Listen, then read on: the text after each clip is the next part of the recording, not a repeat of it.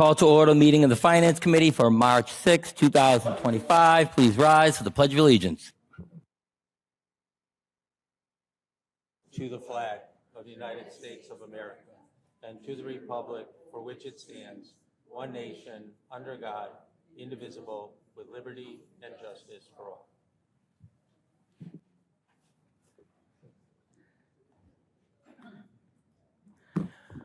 Okay, a couple quick announcements.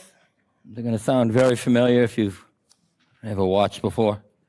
First one is if you could shut your phone off. Should be a little switch on the side, hopefully. Thank you. Second announcement is that this meeting is being shown live on the local broadcast channel by SMAC and recorded for future internet access and viewing enjoyment. With those announcements out of the way, I'm looking for a motion to open the public hearing. Second. Okay. Elliot and then Carolyn. Okay, all in favor? Aye. All opposed? Hearing none. Public hearing is now open. First thing we have on here is Article 14, General Fund Operating Budget for FY26, Town Manager Budget. Do we have a presenter? Page 9. Thank you, Mr. Lurie. Page 9.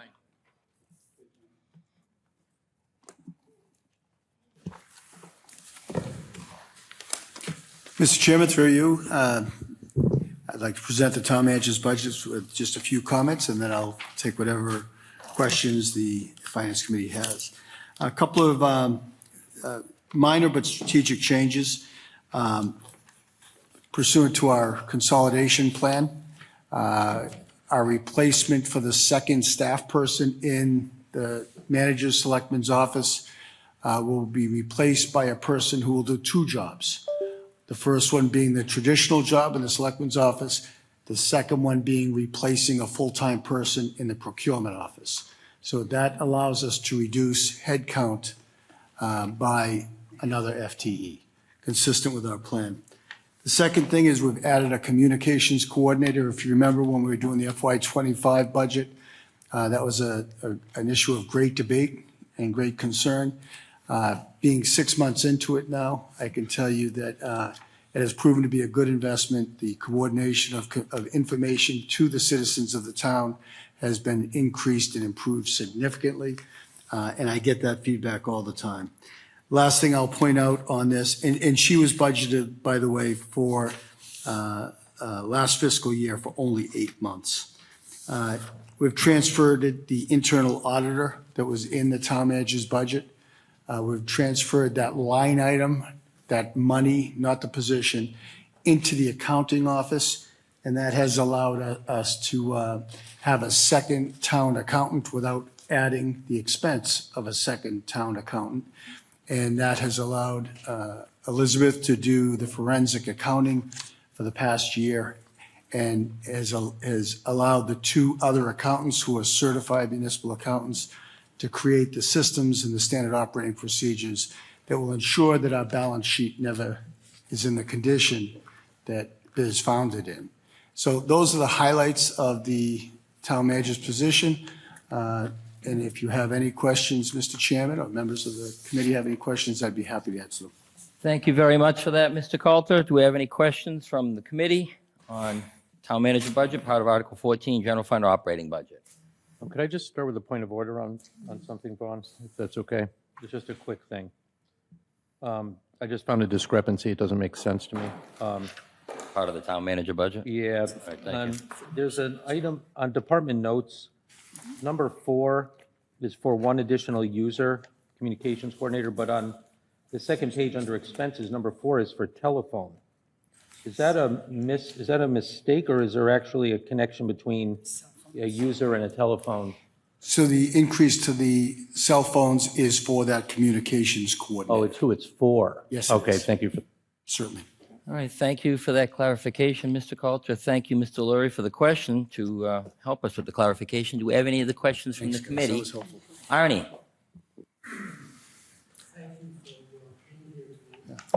Capital budget.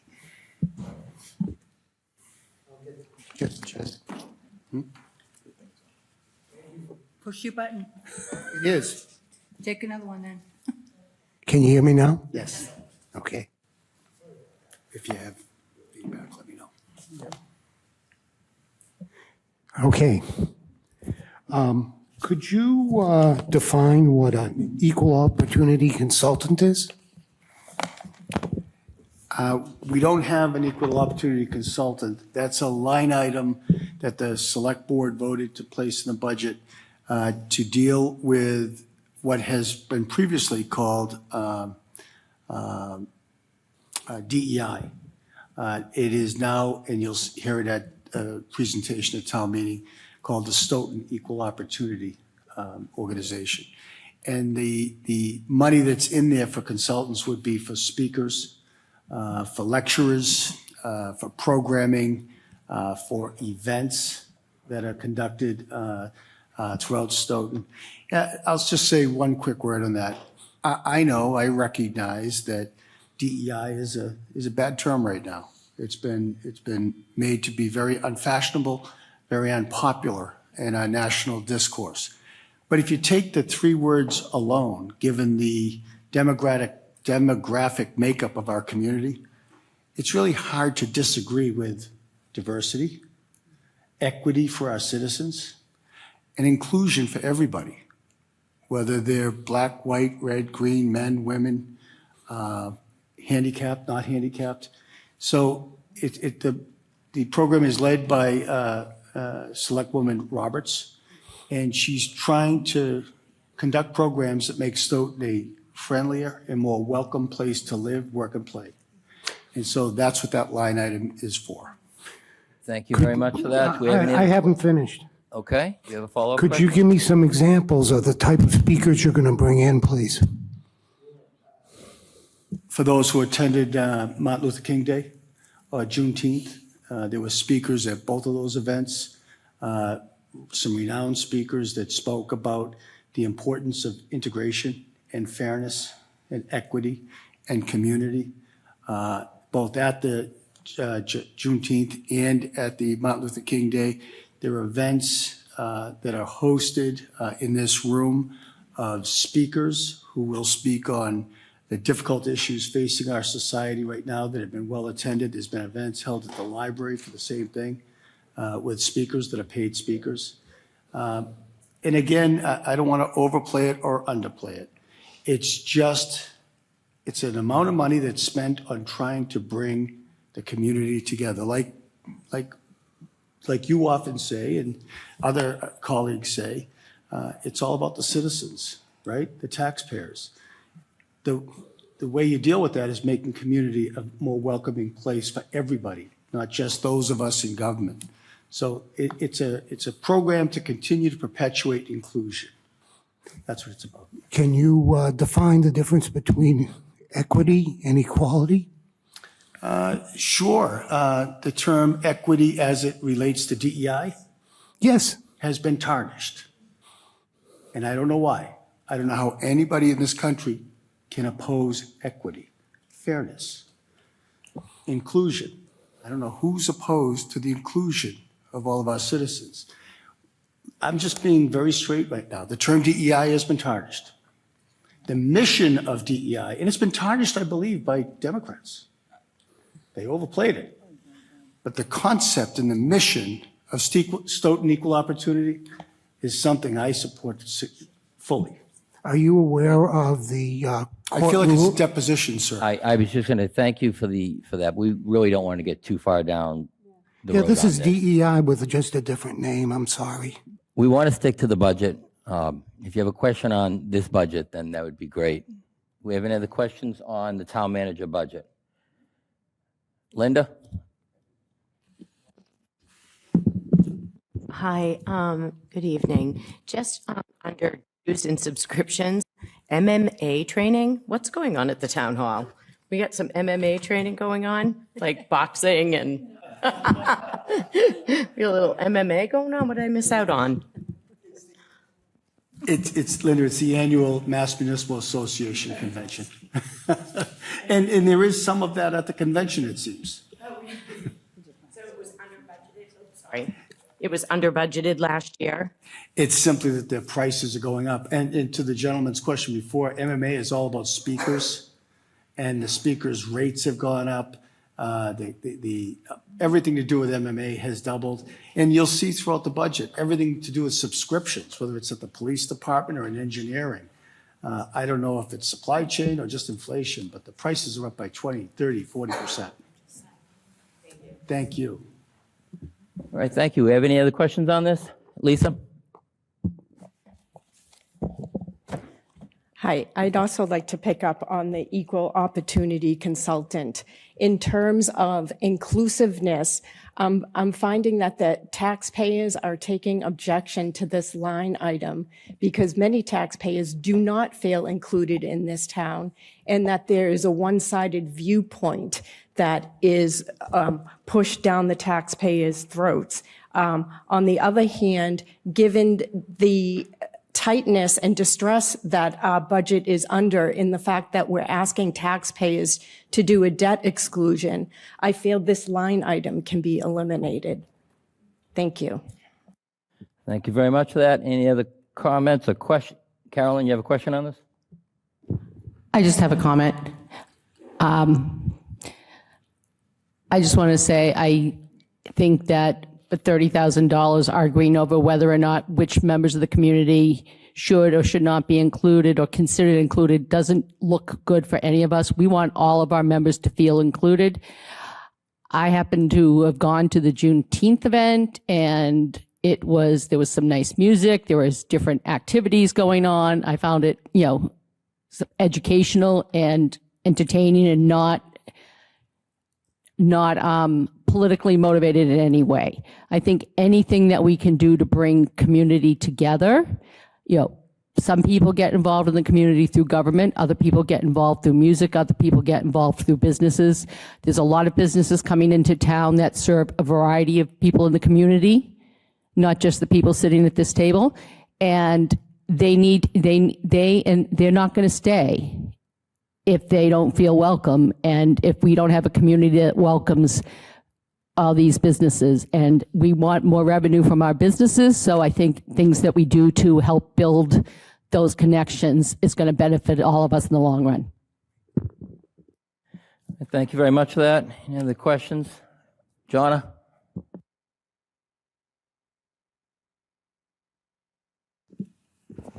Thank you, Vaughn. The town manager had mentioned that it has a bad rap, and there's a very good reason for that. And there's a reason that it's dying, and it's not something that people are pursuing. We're not going to get too far down the road. I just on wanted to- national politics on what people's opinions are. We're going to go over this budget. I just wanted to finish one sentence, that's all, and make a Is it a comment. question on this budget line? It's a comment on it. And I just agree that it's just another name. It's just been renamed, and that's all. Thank you. Dave? Yes, thank you, through you, Vaughn. Thank you very much. It's not any way, it has nothing to do with the position of the coordinator on the communications, except I just don't understand it. So I just need some help, because the number 7 in the notes, I can't find the sources that contribute. It's only one position, so it's a pretty straightforward thing. It's not like we're dealing with like partial employee in this area moving. It's not a consolidation issue, but it looks like all the sources in the budget, it talks about the assistant town accountant, the staff accountant, the annual audit line, and I just can't make sense of that note on contributing to a 39.8% raise. What is making it so that I should feel comfortable with the 39.8% raise? I know there was a partial year, but there's an appropriation from last year, and I think the appropriation was for a full year at the 46. You know what I mean? If there's a $46,000 appropriation, was that for the full year? And if so, why is there a 39.8% increase? Because I can't make sense of the notes. It's for 7 months, right? Yeah. All right. I can take that question, Mr. Chairman. Mark Tisdale, Assistant Town Manager. The footnote, before we came to this meeting prepping, we noticed the footnote was off. So number 7 does not match with the proper line. So you're right on point, Dave, if that's what you're referring to. The description says partial budget move to assistant town accountant, staff accountant. Is that what you're referring to? Yeah, it's just incorrectly labeled. It's got to be a different number. That's associated with the auditor. Oh, okay, so the number 7 under the communications coordinator, just remove that. It has nothing to do with 7. yeah. So that gets taken out. It's already, So. it's already removed behind the All right, scenes. so now I just have a straight up question. Yep. What changed between the first year that you hired somebody where we're just kind of testing the waters with somebody and having them be so impressive that they overnight were able to generate a 40% increase in their pay? Yeah, that individual in FY '26 is getting a 3% COLA. The first year, FY '25, was budgeted for 7 months. Oh, that's, okay, so that wasn't the full year? Correct. All right, so all right, is this a contracted position? Is that, No, it's not, it's just a regular hired? yeah, and you employee at will. Okay, so it was appropriated, that's what confuses me. When we appropriate, do we appropriate for 7 months? Or was that a full appropriation and she just happened to show up in actuals for 7 months? We knew You it know what I would mean? be a brief year. Pardon? We knew it would be a short year, so we budgeted for what we would need, not for the full year. All right, so that's, okay, so 46 represents what you knew was going to be a short year. 7 months, correct. So, And her raise for FY '26 is the COLA. okay, Awesome. is there any job description information on Oh, this? certainly. I think, I thought I might have read it somewhere along the way, but I don't know if I do have it. So you do have one? There's a there- detailed job description for every employee, but particularly for new employees, there's the job description and the posting agreement and the salary range. Right, so as a new position for you, is it fulfilling all that you needed from that position? More than we ever expected. And we're getting that feedback from the citizens that they feel much more informed. And this is doing social media, some of the letters that have your name on it, she's the one kind of just pushing it out? You She's posting them and pushing them out. That's correct. She's also on several committees. She was the facilitator for the presentations to the seniors on the senior benefits. She's the secretary and assistant coordinator for the one-year project we have evaluating the solid waste and sanitation issue. She's involved in almost every program we've got going. She's very involved with the sanitation department and in getting every department to use their pages effectively to keep citizens briefed on everything. Okay. And All right, I appreciate that. I just want to ask one. Just one follow-up to the yeah. town manager, if I could. Just so you know, a lot of the, I'll just use one that comes to the top of my mind. The Complete Streets survey that you saw, the flyer that we pumped out for the traffic planning around town, the blue, fancy, the wording on it, that was her project. I came up with the word, she made it look fancy. So she is very good with graphic arts and communications. She does all the creation of the document. Yeah, so you're giving a break to your GIS coordinator so they don't, is A little bit. that how that works? It's a balance, yeah. I get it, I get it. I just have for you, Vaughn, a question. So since we have a kind of like a typo type thing with the number 7, is that something we can edit before it goes out to the warrant? Can we change that? Yeah, we can have that edited. I think there's something else that needs to be edited somewhere else, a footnote too. All right, thanks. All right, perfect, thank you. Any other questions from the committee on the town manager budget? Chet or Carolyn? If the equal opportunity consultant is more for expenses, shouldn't that be in the expense part of the town manager budget and not in the salaries portion?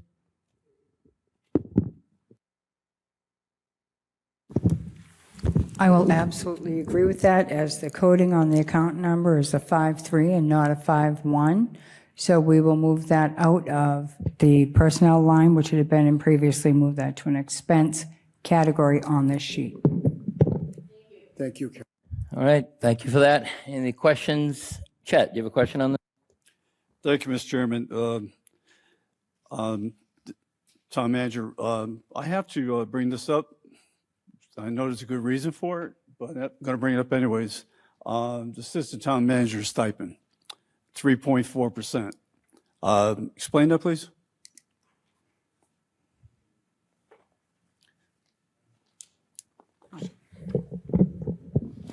Read the numbers to the smart people. 3.4% is the agreement that Mr. Tisdale has with the town. So it's 3.4%. Mr. Tisdale has been instrumental in making sure our warrants get done, and he is a very strong assistant town manager. And 3.4% is $31,795. And if you look at his engineering budget, the two go together to give his whole salary. Mark, did you want to speak? Okay. All right, thank you for that. I just wanted to pick up a lot of what Biz said was correct. But when you actually looked at the hourly rate, it was off, in the book, it wasn't budgeted. It was off by the 0.4% from last year because it's supposed to be 3%. And that's the exact answer. It was off by the 0.4. Yeah.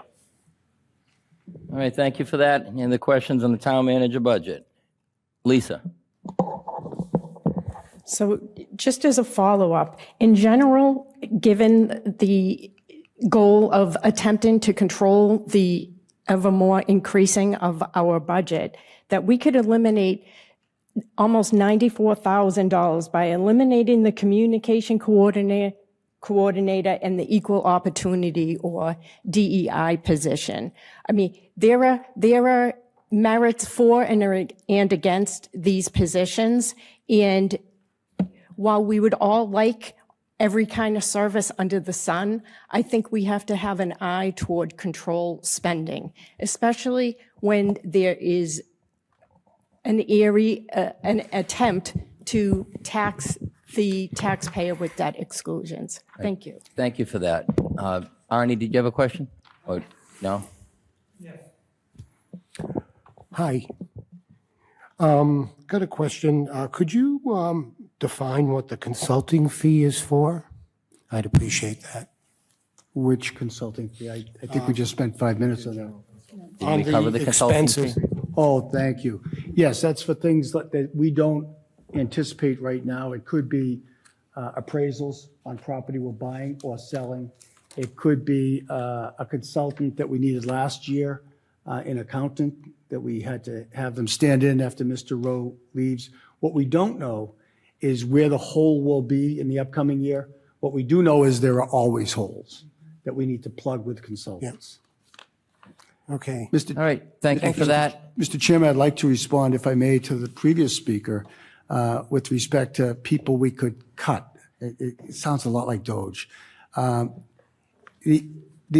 citizens, the folks to my left refer to taxpayers like they're not our taxpayers as well. But they're citizen taxpayers. And the citizens, for years, have been asking for greater transparency, for greater communication, a greater understanding of what's going on in their government. And my administration for the past 2.5 years has been 100% committed to that. Based upon the input given to us by Mr. Gito, we were failing to do that in so many areas. And it was his advocacy for the communication person that I wasn't sure I agreed with it or not. But now that we have it, the citizen taxpayer has expressed their gratitude that they know more about their town government now than they've ever known before. They certainly don't learn anything from Facebook, where there are opposing views on both sides, and they don't know what to believe. But our communications coordinator is committed to providing information on, communication coordinator, information on programs, on information sessions, on developments, on projects, on road closures. Those are the sorts of things our citizen taxpayers are asking for. I understand the need to take care of and prepare taxpayers. That's why we have 20 fewer employees now than we did 2 years ago. But there are other needs as well. In closing, they need to be communicated with in a civil, transparent, and factual way. Thank you, Mr. Chairman. Thank you very much for that. Do we have any more questions on the town manager budget? Hearing none. Questions or comments from the public on the town manager budget? Cynthia, please identify yourself for the record. No, it works. Just takes me a little while to get into gear. Cynthia Walsh, 1096 Park Street. As regards equal opportunity consultant, we have to realize that our school system now is majority minority. In a couple of years, those young people are going to be looking for work. And many of them will want to work here in Stoughton, their hometown.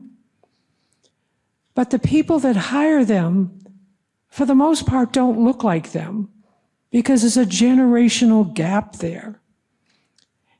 And we want to be prepared for these young folks when they come with all their enthusiasm and all their talents to make our place, Stoughton, a better place. We want to make sure that the people that do the hiring know what qualities to look for, that they can look past the outside and look at the skill level of the person and what they can contribute to our community. Thank you very much for that. Any other questions, comments from the public? Marina, please step forward and identify yourself for the record.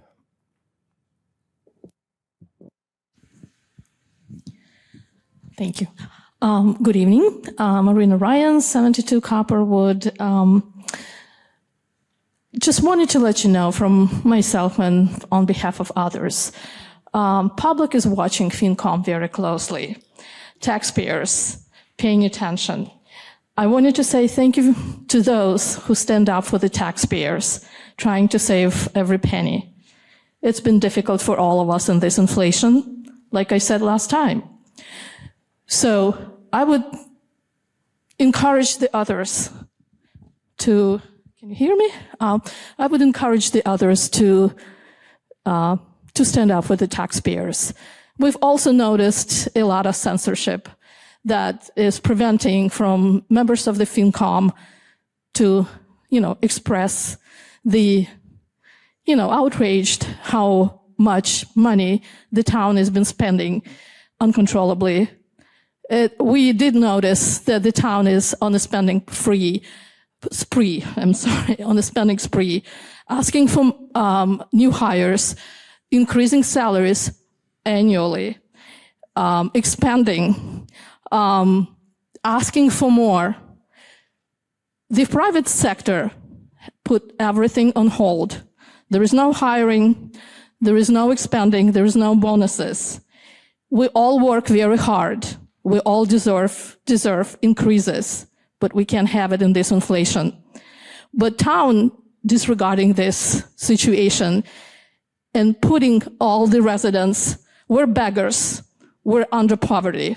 A lot of people are facing foreclosures, seniors, the most vulnerable. So I want to ask you to be very careful and stop expanding, keep everything within the budget. What I've heard about the new positions is unbelievable. It's outrageous. I've seen the communicator last year. You can't have it. I'm sorry. You're a nonprofit organization. You 100% depend on our taxes. You need to be respectful. Communicator is for profitable organization. I know I've applied to this role last year. I know the job description. DEI is dead. I'm sorry, it's dead. You cannot have it. Being respectful to others is more important than talking and spending money on DEI.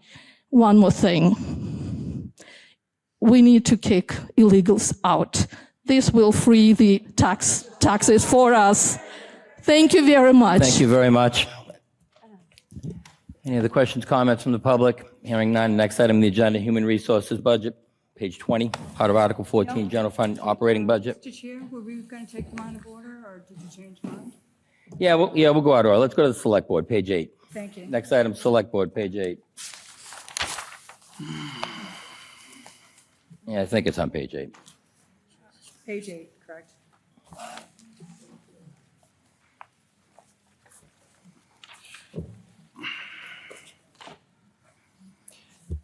Mr. Chairman, Gilda and I would be happy to take any questions. It's fairly simple. Have any budget. questions from the committee on the Select Board budget? Page 8, part of Article 14, General Fund Operating Budget, FY26. Hearing none. Questions or comments from the public? Select Board budget, page 8, part of Article 14, General Fund Operating Budget. Okay, hearing none. Let's go to Town Council, page 6.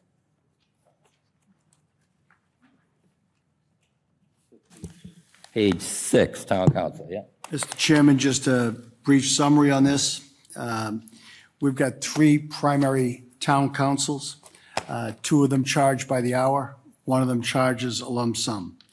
The gentleman, Brian Winter, that his firm receives a flat sum of $17,000 a month for a total of $204,000 a year. For all general legal services, they all fall under his category. He does not bill by the hour. Then there are 2 specialists. Kate Federoff is a labor attorney to negotiate labor contracts should there be labor disputes, labor grievances, labor lawsuits.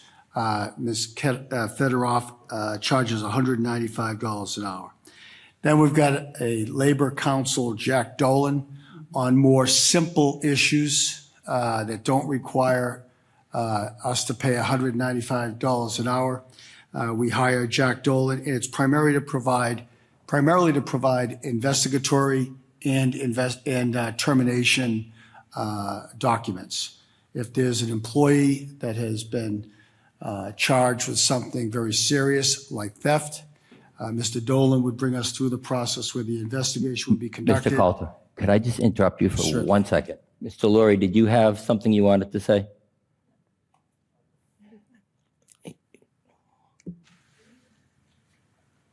Did you want to do that, or? Yeah, I'm just going to recuse just in case, because I'm not really sure if I need to or not. So. Thank you, Dave. You don't have to get into why. Thank you. Yes. Mr. Dolan would provide those specific investigatory and termination paperwork so that we're consistent with the law. So the total of $350,000 is an increase over 300 because the lump sum increased. If I were a betting man, I'll say we can probably beat that budget because we only have 2 open contracts to be negotiated. So I'd be happy to take any questions. Thank you very much for that, Mr. Coulter. Carolyn, do you have a question on this? I do. Thank you. Through you, to the town manager. Yes. First of all, what was Jack Dolan's hourly rate? Jack gives us a lump sum, so it's $6,000 a month. A quarter, pardon me. Thank you for that. $6,000 a quarter for as many cases as we bring to him. Okay, thank you. Thank you. And Thanks, Joe.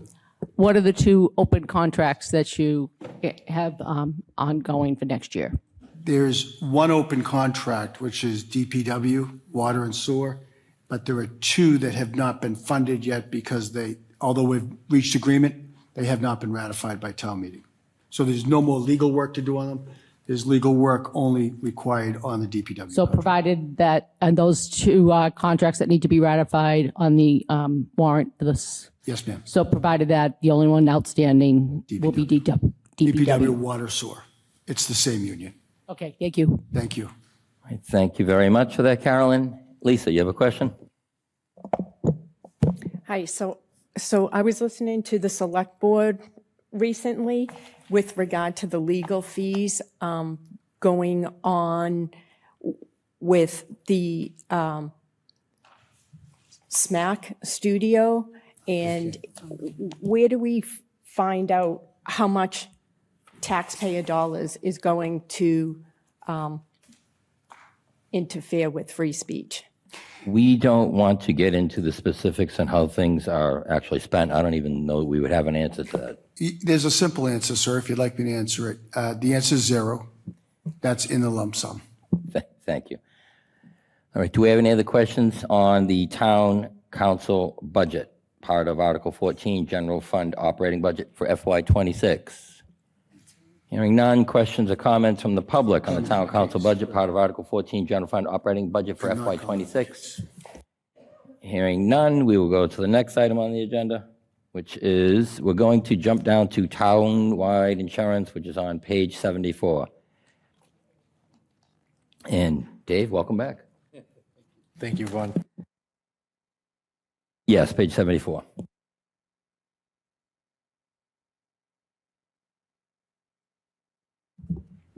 Mr. Chair, to the members of the body, we have been advised by our insurance company, Maya, that our insurances will be going up for 2025.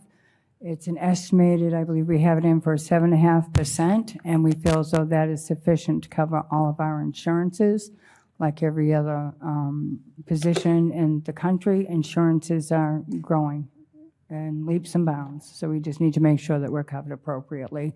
And this is the recommendation from our insurance company. Thank you. All right, I just have a point of Well, order. thank you Vaughn. very much, Dave. Yeah, thank you, Vaughn. I'm just noticing this year a sharp difference in terms of how the budgets are presented, because in my past experience, it's always been like this joint cost department in which you had different areas of that, like, and we used to call it things like debt service, but now they're called things like retirement of debt, and I've never heard that term. We have different parts of what used to be joint cost, all part of just the general government category. I'm not used to seeing it like that. Is that going to be the way in which you're seeing, like, you obviously knew last year or the years past, we had a different way of presenting the budgets.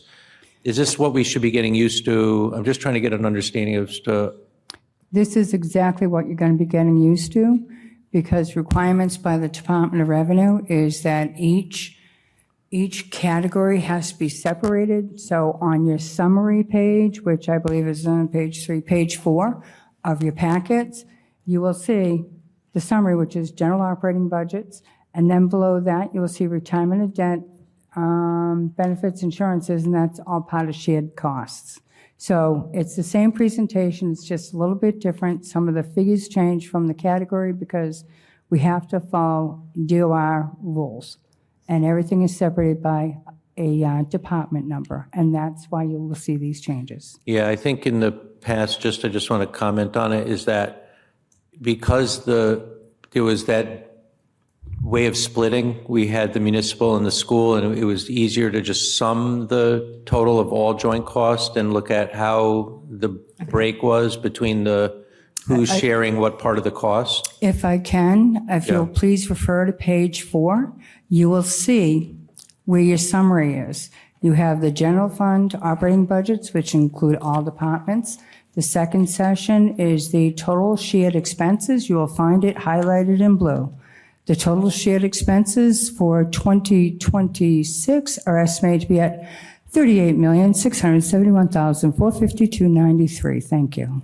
Yeah, no, this isn't like a criticism. I just don't, I'm not used to putting my eyes on it that way, so I need to just kind of adjust to what I've had 8 years of doing it a certain way, and now my 9th year, all of a sudden I have to get used to a new way of looking at it. Well, so what I will say, this is an appropriate way to do your budgets going forward.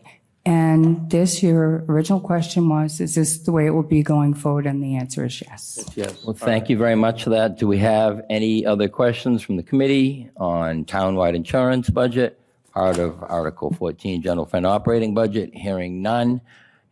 Lisa? Do we have a basis of an explanation besides the why the costs are skyrocketing in insurance in general in the different areas? Like I remember. Sure. Thank you. We have insurance advisors that advise us on both liability insurance and health insurance. The health insurance advisors came in with I'm guessing, and he's in the room, 6.7% increase on health insurance. The good news is we have plenty of money in our fund, in the trust account, so we can absorb some of that. On the employee side, on the town side, we don't have to put in any additional money because we have cash on it. On the Maya, our insurance company for municipalities, they recommended a 10% increase because they won't have the actual actuarials, is that what it's called, actuarials, out until July. So they can only do forecasting. So the budget guidelines the select board gave us when we started this process in October were based on Maya's recommendation of 10%, and I believe that's what we're budgeted under general liability. I have to look at that. It is. It's what we're budgeted under general liability. So just. Yep, just general as- liability, if I may, if you look at the individual lines in the insurances, you've got 10% for police, fire, and medical. You've got 10% for uninsured loss and deductible. You've got insurance, fire comp, theft and liability, which is primarily building and automobile insurance. Which was the actuarial recommendation from our insurance advisor. Thank you for that. So through you, Vaughn, as a follow-up, that's an estimate projected. So this is just for this is only my second year. Does that money, if it doesn't all get used, then become something called a turn back or Yes. come into free cash? Sure it does. No, if we have to use it for something else. No, thank you, Biz.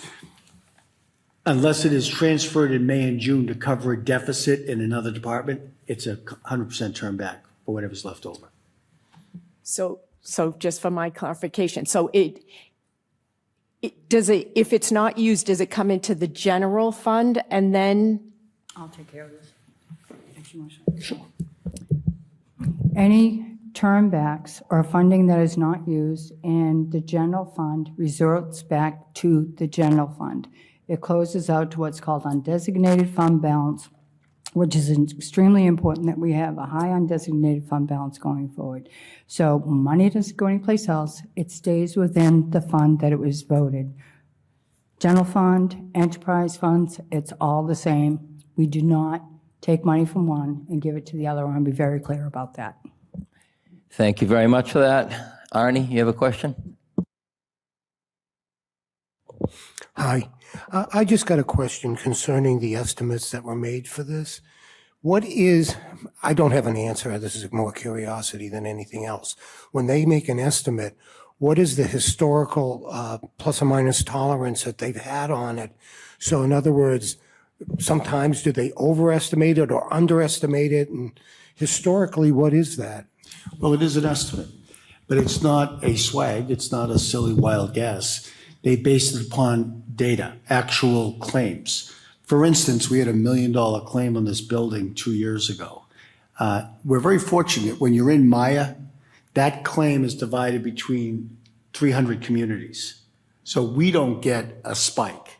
So they look at the claims, the cumulative claims of all the communities that are in Maya, and they make a actuarial estimate. They're professionals that do this as to what the rate increase will be, up or down. We have had years where it's been down. And typically they are very conservative, but we ran the risk several years ago of taking those actuarial estimates on health insurance and did nothing about them. And that created the crisis of 3 years ago. So we listen to the actuarial claims. The worst case is insurance comes in at 5%, and then that money that we over budgeted goes back into the general fund. Thank you very much. Thank you very much for that. Do we have any other questions on townwide insurance from the committee? Carolyn? Hi, I'm not sure if this is in the right spot, but, you know, I'm sure we have like liability and officers, directors, would that be in this budget, or is this someplace else? It is there. It's Okay. all through Maya. So I'm not sure if I'm reading it. Townwide insurance. If you look at item number 574010, insurance, comp, fire theft liability.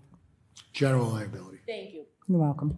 All right, thank you very much for that. We have any other questions by the committee? Townwide insurance, Dave? Thank you, Vaughn, to you. Is this, this is, through you, Vaughn, I appreciate it.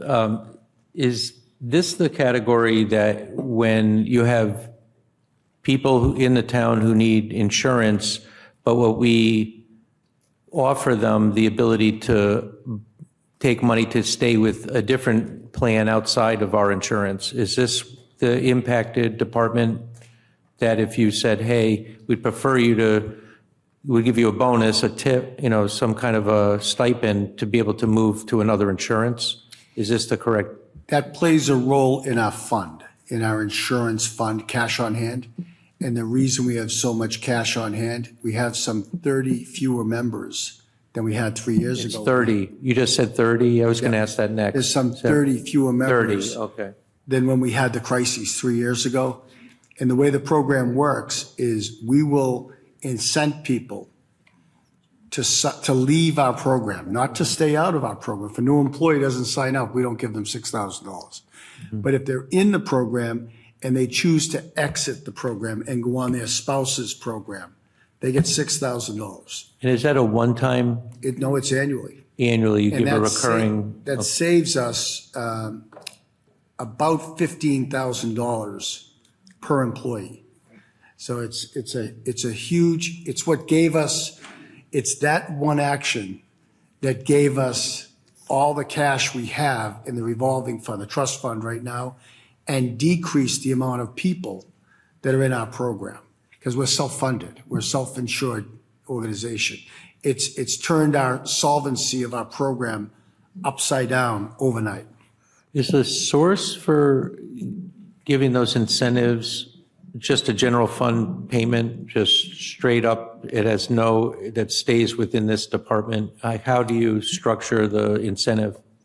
Okay, I want to make a point of clarification, is you're asking about health insurance, and health insurance is not the topic at this point. No, I'm going to answer it. I want to show what line it's on. It's on the same page, page number 74. It's under health insurance, it says group health insurance. That's where it comes from. And as far as the incentive program, they'll be coming through HR when they come to the table. Thank you. All right, thank you for that. The HR budget, you said? It comes out of the HR budget. Do we have No, any? Human Resources is the one who administers the insurance, so they'll be Administers. speaking to that, All right. okay? Do we have any other questions from the committee on the townwide insurance budget, part of Article 14, general fund operating budget? Hearing none. Questions or comments from the public, townwide insurance budget, part of Article 14, general fund operating budget? Hearing none, we're going to go to health insurance, which is also on page 74. We were on townwide insurance, now we're on health insurance. We're on the, it's two separate items, but. Well, I'm guessing one of the questions has already been answered, so that's why I figured we'd do it now. Well, no, she said she was going to have HR answer the question about. And here we are, townwide insurance, we're closed, we're on to health insurance. Thank you very much. So just a comment, Mr. Chairman, on health insurance. It's not only that we were able to shore up our trust fund. It's not only that the opt-out program has proven to be a windfall. Just, I don't have the exact, oh, we do now, the date of the fair? Yes, What is the date? May 1st. So May 1st, we have a health fair in this room. And last year, we had it at the schools. This year, we're having it here. If we can just look at the bells and whistles and the features on our healthcare program, we can continue to save tens and thousands of dollars. By way of example, we have telehealth. It's a unique feature. So if you're sick and you call in to telehealth, the doctor will interview you over the phone or on video, prescribe on the phone or by video. You go to your drugstore, you get the medicine, you're healthy, and the cost to our insurance is zero. All right, thank you for that. Do we have any questions from the committee on health insurance, page 74, part of Article 14, general fund operating budget? Dave? Hi, thank you, Deanna. So we were just talking about you. I was in the wrong category. We should have taken them together. I guess I just didn't think of that. So you're at 30 now. Are you still promoting the program to bring in more people on the incentive? And so is it going to stay static at 30? Currently, we have 27. So we 27. have 27 employees that are in the opt-out plan. It was a 2-year plan that was set through the Board of Selectmen with all the unions, which expires this June. We will be renewing the plan. It's shown that it's saved quite a bit of money. I believe when they did a look back on the members that are on the plan compared to the year prior of what their medical expenses were, it was almost $1 million. So it's definitely proved. It costs us about $200,000 between everybody. And the way it works is if you're an individual, you get $115.38 paid to you biweekly as a gross pay earning. It's not a deduction. And if you're a family, you get $230.76 biweekly. You have to be on the town's insurance for a year prior to leaving. If it's less than a year, you're not allowed to get an opt-out. And then if you should be on it and then you lose coverage through your spouse for whatever reason, you can come back onto the town's insurance and your opt-out payment ends.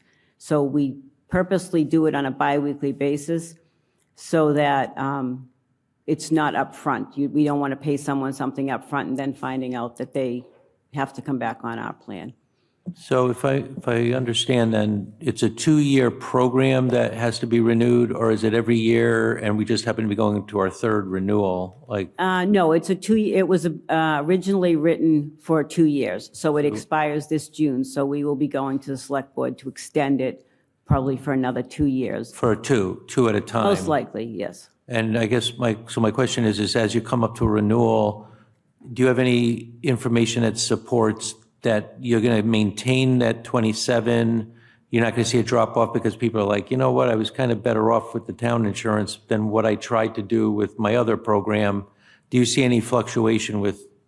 Well, I think if we stopped it or we decided that we were not going to pay the people the opt-out money going forward, you may find families that come back onto the town insurance because they're not getting the opt-out money to stay on their spouse's plan. So I think there's a chance you may have people come back on. That's why we've been advised by Alliant, which is our consultant, to keep it moving forward. That's what most places do, and they find it works best that way. And it'll stay pretty steady at a minimum, and you might get a little extra over time. Yeah, we've had a few people that have had to come back on because their spouse lost their job, but it really hasn't seen much. And if a person retires or leaves, then they drop off. But it's been pretty close to the 27. Right. Thank you. Thank you very much for that. Any other questions from the committee on the health insurance budget, part of Article 14, General Fund Operating Budget? Hearing none. Questions or comments from the public on the health insurance budget, part of Article 14, General Fund Operating Budget? Hearing none. We will go to Human Resources Budget, page 20. Also part of Article 14, General Fund Operating Budget.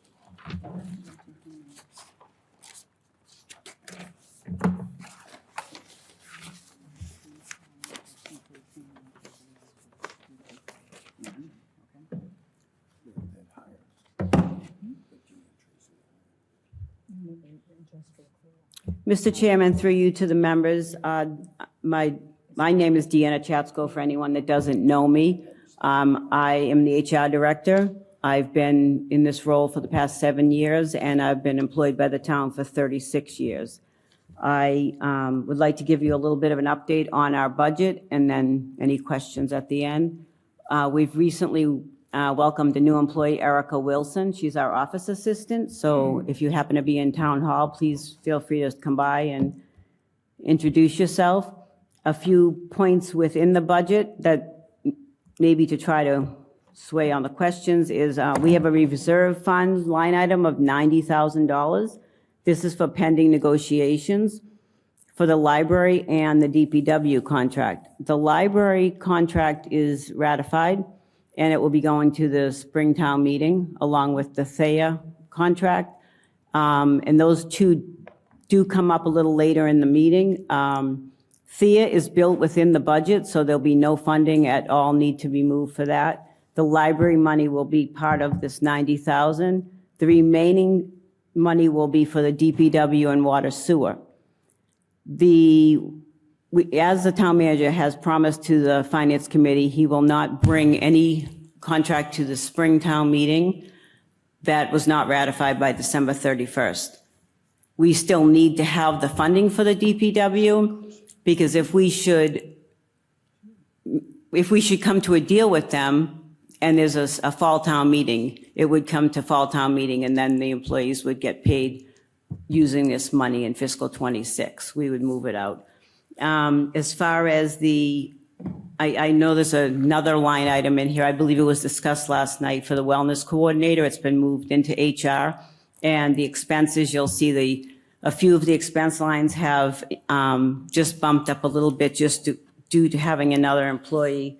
And then we also have the expense line for programs and speakers. Other than that, the other changes in the budget are salary increases, and I'll leave that to the town manager to answer any questions on. Thank you very much for that. Do we have any questions from the committee on the human resources budget, part of Article 14? Dave? I could defer to Chet if you'd like. Chet, do you have a question? Thank you, Mr. Chairman. Before I ask my question, I know we're all tired. We all have a lot of hours here. But I think we should take a happy pill or something, because people are getting a little testy, and that's not a good way to run these meetings. Therefore, I'm going to ask my question. Human Services Director, 9% raise, and I understand that she's been employed for 35 years and continued movement towards market rate. That's the theme we've been hearing for all these contracts. Market rate, market rate, market rate. The contracts that we've been seeing are every year, they keep going up, going up, going up. And I think we should have some sort of, not a stopgap, but something to slow down this increases. The civilian people don't get a raise every year. My wife's a teacher. She gets a 1% raise for 1% raise every year for 3 years. And we're getting 3% raises, 3.9% raise, 3.5%, 3.4%. And I just want to say this one thing, because it's been bothering me for years. Government employees, especially town employees, they are hired with low pay, but great benefits. It seems like everything's turning around. Now we're getting good benefits, better benefits, and more pay. And that's not how it used to be or should be. I know you talk about the competitive rates, this and this market rates, but we just have to start coming down here and start thinking about the taxpayers. We can't just keep, giving everybody raises, and the town people are not getting raises. They're not getting raises, but we're still being charged fees for this, charged fees for that, because we don't have a deficit. Everybody has a deficit. Our households have deficits, credit cards. So I know it's nice to have everything, keep our employees happy, keep them on. That's fine, but we have to start. And some things I've heard that, well, if we don't pay them, they're going to leave. Well, I'm sorry, but they took the job. They know what the job's responsibilities are and what entitles. If they're not happy, then I'm sorry, but that's the way I feel. Sorry. And not only me, but other people. And the other thing too is the Finance Committee, we have to ask questions. The budget team gives it to the Select Board. Select Board vets it, then it comes to us. Well, whatever the Select Board does, that's their privilege to do. Our job here is, before it goes to the town meeting, is to vet it, ask questions. And for the members of the Finance Committee to be called, I'm sure you meant on your left side, not left politics, but no, but I think that we show, I mentioned this before in other Select Board meetings about the quorum and things like that. And that goes on both sides, definitely on both sides. But, I think we don't have the answers. That's why we're asking this presenters up here, the directors, for the answers. Maybe we're asking the wrong questions. Maybe we're not. But I think you should have a little patience with us, because you guys are the experts. We're asking, and we need the answers. Thank you. Well, thank you very much for that, Chet. Do Mr. we- Chairman, I promise I won't be argumentative, but it's difficult to have a discussion when there's not a question, it's a speech. It's a position statement. So I don't like responding to position statements because the gentleman and the lady have a right to speak. And I'll never stop that. But there are so many things that need to be refuted because we are speaking to the public. They're listening to us tonight. The gentleman said that his wife is a teacher that got 1.5%. So I know she's not a teacher in Stoughton. No. Because I know that's not true in Stoughton. Okay, so I just want to say something. It's very difficult to be in the batter's box. We're all in the batter's box. If we don't pay people market rates, for whatever reason, they're not being paid market rates. In the case of our director, it's because it's been discrimination, because she's a female. And if we want to talk about that further, I'll provide the evidence for that. It's indisputable. But we're on the ground. We're in the batter's box. We know these people. We know the job they do. We know the value they bring. We also know if they leave because they have families too. They're dealing with the same challenges that the families in Stoughton are dealing with. So if they can get a $25,000 raise and they leave, it doesn't mean they're bad people. It means they're providing for their families. It doesn't mean they're disloyal. This lady has been treated like this for 35 years and has not left.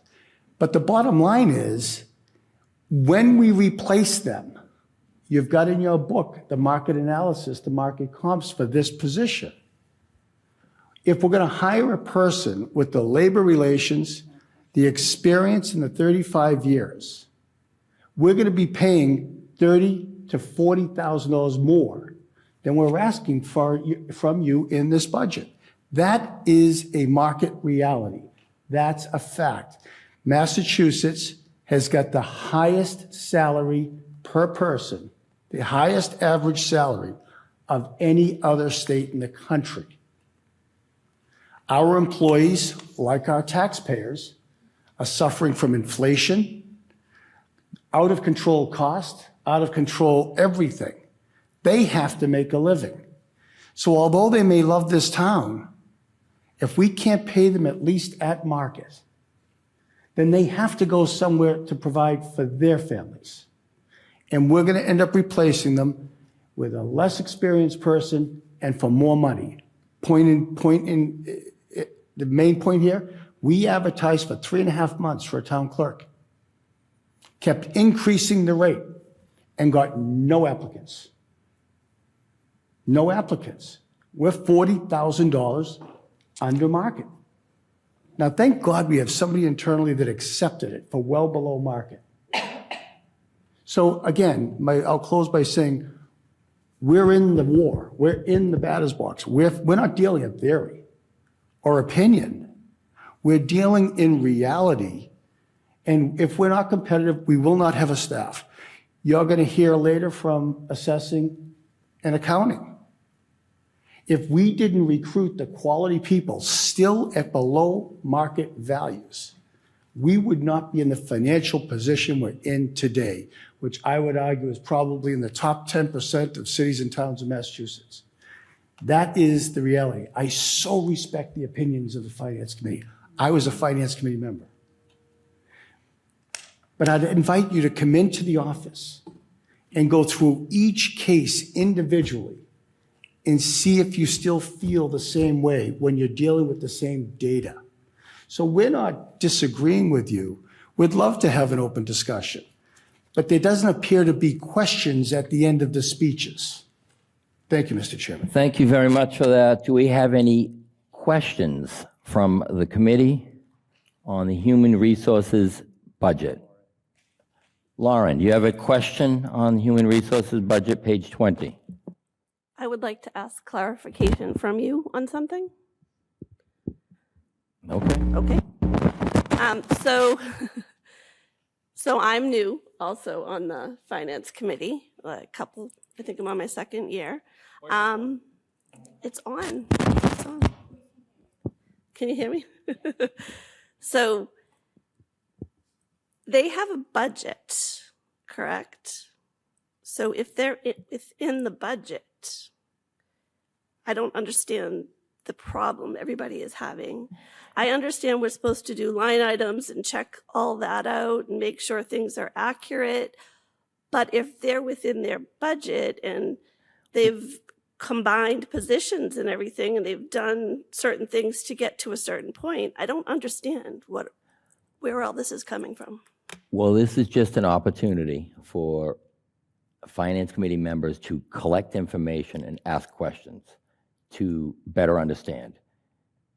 And then that's really what we're supposed to be doing here. Collect information, you might say, okay, what is whatever it might be on the line. Right. And then you think to yourself, okay, that's good, bad, or otherwise. And then when we get to deliberations is when people might say, this is complete example. Oh, I think we should cut the pencil budget line. And then there would be a motion to, you don't take it the wrong way, Lauren. You might say, hey, I want to cut the pencil, budget line. Then there'd be a motion to do that. Somebody might second it. And then we would have a vote to cut the pencil purchasing line.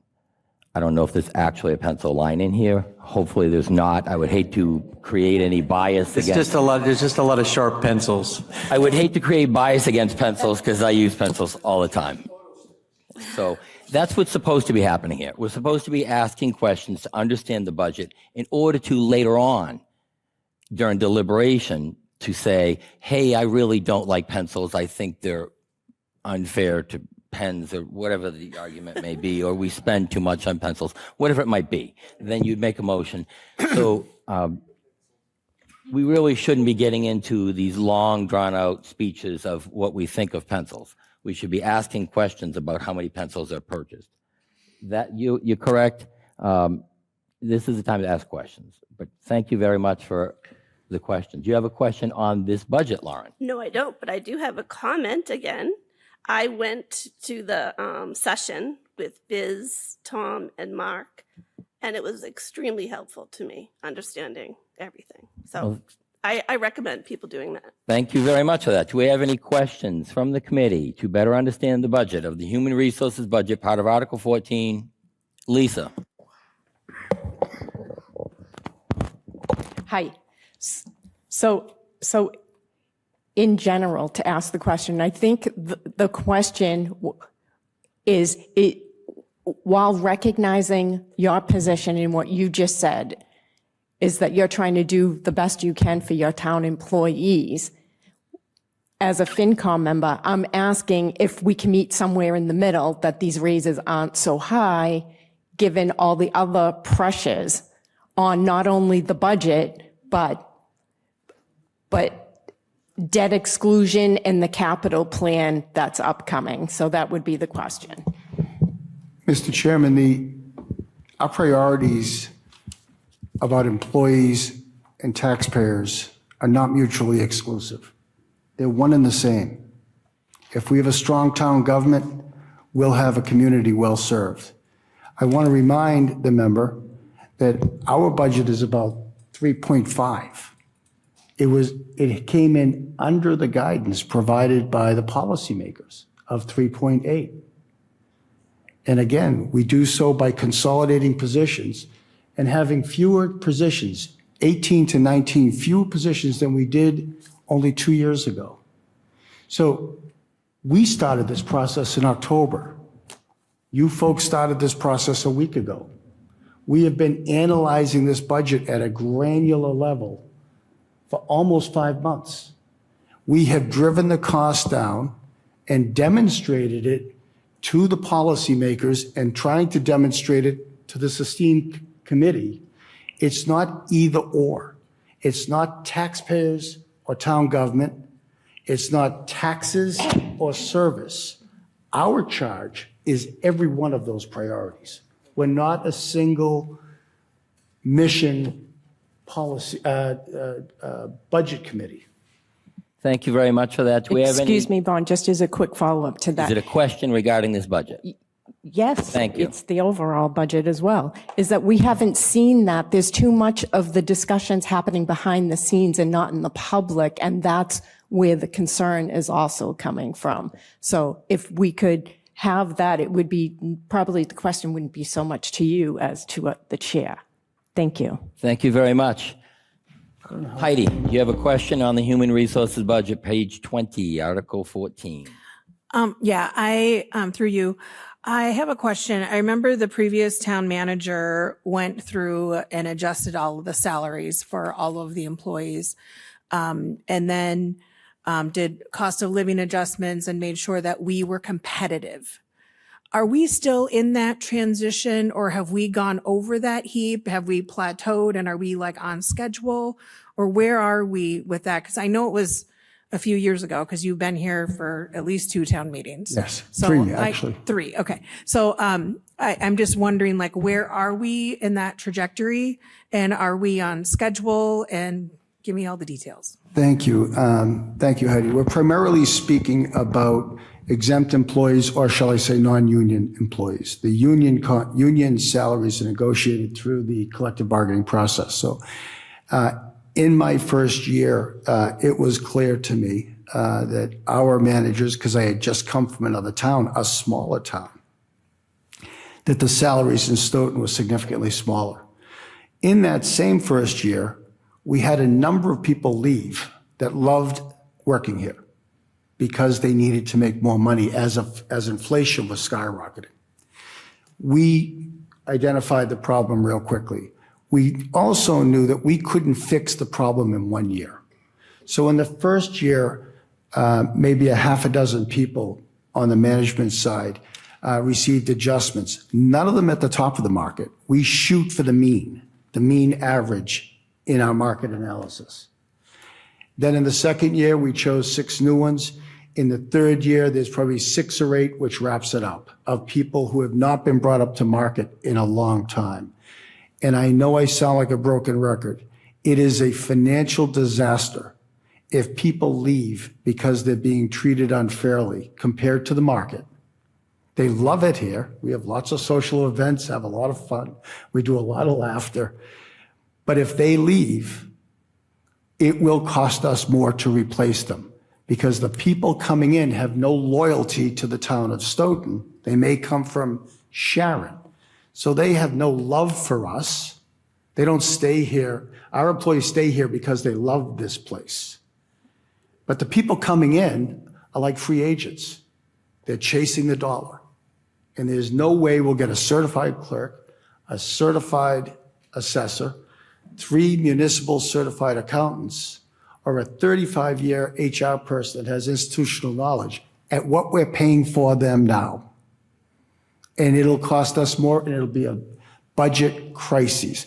So I think when there's a suggestion that we quote unquote meet in the middle, I think there's a suggestion that we haven't already scrubbed this down to the bare bones. Hundreds of hours every year we do the budget. That is why this town is in such great financial shape. And all the people who shout at the moon about out of control spending or indulging in off-budget activities. Do you notice they never once give a single example? I'd like some examples of these allegations. Thank you. Thank you very much for that. Do we have any questions from the committee on the Human Resources budget? Linda.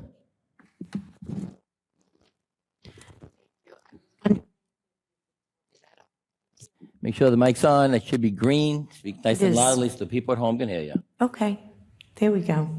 Can you tell me a little bit about like the wellness coordination position?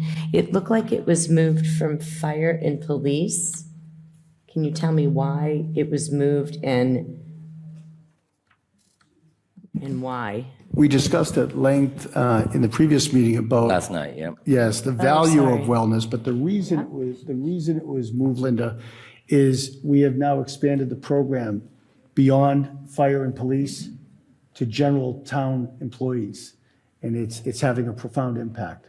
So we thought it would be more appropriate, since the gentleman is already has always reported to HR, that we move that into the budget where we can monitor it, instead of splitting it between 2 departments. All right. Thank you very much for that. Do we have any other questions from the committee? Human Resources? Dave, you have a question on this? I do, thank you, Vaughn. You're welcome. I actually agree with previous speakers about finding a number that's a fair number that's not as high as where it is. I don't usually do that. This is my last year on Finance Committee, and I've never done this. Maybe it has something to do with the chair I'm sitting in now, that all of a sudden that's kind of the thing where you pick apart line items in department budgets. I came at it from my observation, kind of like looking at it from like the outside in, and thought, you know what? God forbid the department head who says, you know what, I'm going to lay off some on the budget, and because I want to be nice, and I'm going to be just take 100,000 and I'll work without that extra money. Because you know what happens with that extra money? It gets scooped up by the department down the hall, or it gets scooped up by the other side of Pearl Street. It's not a good idea to try to be a leader in which you try to be nice, and then your own rank and file are coming at you like, what did you just do? I go to lunch with my friend down the hall. They got the money that you left on the table. And philosophically, I feel like every department head should fight for every last dollar that's on the table. So the way in which I thought, well, how do you control spending? Because obviously, Dave, I just said that I wanted to reduce the number, but I'm giving context as to why. Keep this somewhat. I'm Dave, can you please stop interrupting? Let me finish saying this. interrupt. Can you just please keep the questions relevant in human resource budget, please? And when we do deliberation, you can make a motion. I am providing context. Thank you. To this topic, because I feel it's important, because, by the way, HR is involved with the amount of raises that go out to every single department, not just HR. Thank you. By the way, we're covering the human resources budget. Pointing Thank you, that, Dave. I'm just pointing that out. So as each department does that, the only way in which you can control spending is to take money off the top. It's a policy decision by the select board to remove money from the levy, that when those departments are scrapping for every piece that they deserve, they're starting from a number that protects the town, because they're not having access to say, that's mine, no, that's mine, and everybody arm wrestling over where the money should go. So while we're picking it apart, by the way, the only reason I really am doing that is because I still don't understand, because nobody's been able to answer for me, what happened to the TIF money that rolled off. And that is why I'm picking it apart. I'm looking at each line and saying, how do I get back the money that came in from what should have stayed in as a debt service? Dave, we're not talking about the TIF here. Please stay on the human resources budget. I'm explaining why I am picking it apart, because this isn't what I like to do. I don't believe in doing it this way, but I'm forced to do it this year. And by the way, it has nothing to do with the batter's box and all this thing about, what are they screaming at the moon? It has nothing to do with that. This has to do with making good fiscal decisions based on what should be policy-based decisions, but we don't have a Collins report. So we're having to do this on the fly every single year. And I respect the fact that DOR gets everything pristine, perfect reporting, and I'm so happy that we don't have problems like that. That we're a flush town with money, that we don't have to get into trouble with our budget. And that's all wonderful stuff. But the taxpayers don't get a fair shake unless there's policies and protection against the runaway dollars. And by the way, I took a cut in my pay at work. Dave, your pay is not on this agenda. It is not, but I took a cut. Thank you for recognizing your pay is not on the agenda. Because I enjoy the company I work for. Mr. Coulter, I'm going to interrupt you too. It's a point of, it's information. Mr. Coulter, terribly unfair, Mr. Chairman. They give speeches and we just have to sit there. Let me speak with Dave. Dave, please keep your questions relevant to this budget. I'm going to have to rule your question or your speech or... I will be finding a number across everybody who's over 5%. And finding a fair number and coming back at the end of hearings so that we can vote on a number. Then we can do that in deliberations. That would be great. Mr. Coulter, did you have a quick... It's not a question, it's a statement that I think I've earned. Just for the record, we gave the select board policy guidelines, very clear policy guidelines. for this budget. This Finance Committee has a copy of those policy guidelines and guardrails. So to sit where? Maybe if you opened your book. The policy guidelines gave 20 key directives on how to build this budget. We've stayed within those guardrails and policy guidelines. That some people on this committee have just started looking at the numbers and have drawn a conclusion without having details because they've passed on the opportunity to get all the details they need. It's wide open. Then that's very disappointing. It's a lack of due diligence. It's a lack of meeting one's obligation. I'll close by saying, you want to know the sacrifices the leaders in this group make? Your town manager and your assistant town manager rejected their salary increases, contractual salary increases. We both walked away from $10,000 a year. That's the commitment this budget committee has made to the taxpayers of Stoughton. So if you want to know all that information, please do as Lauren and Carolyn did. Come in one-on-one. Our time is your time. And we will get into the granular detail on every single line item so that your decisions are based on data and not unsubstantiated opinions. Thank you very much for that, Mr. Coulter. Do we have any questions from the committee on the human resources budget? We are not looking for speeches and political stuff. We're looking for questions on the human resources budget by members of the committee. Hearing none. Questions or comments from the public on the human resources budget? Marina, please step forward and identify yourself for the record.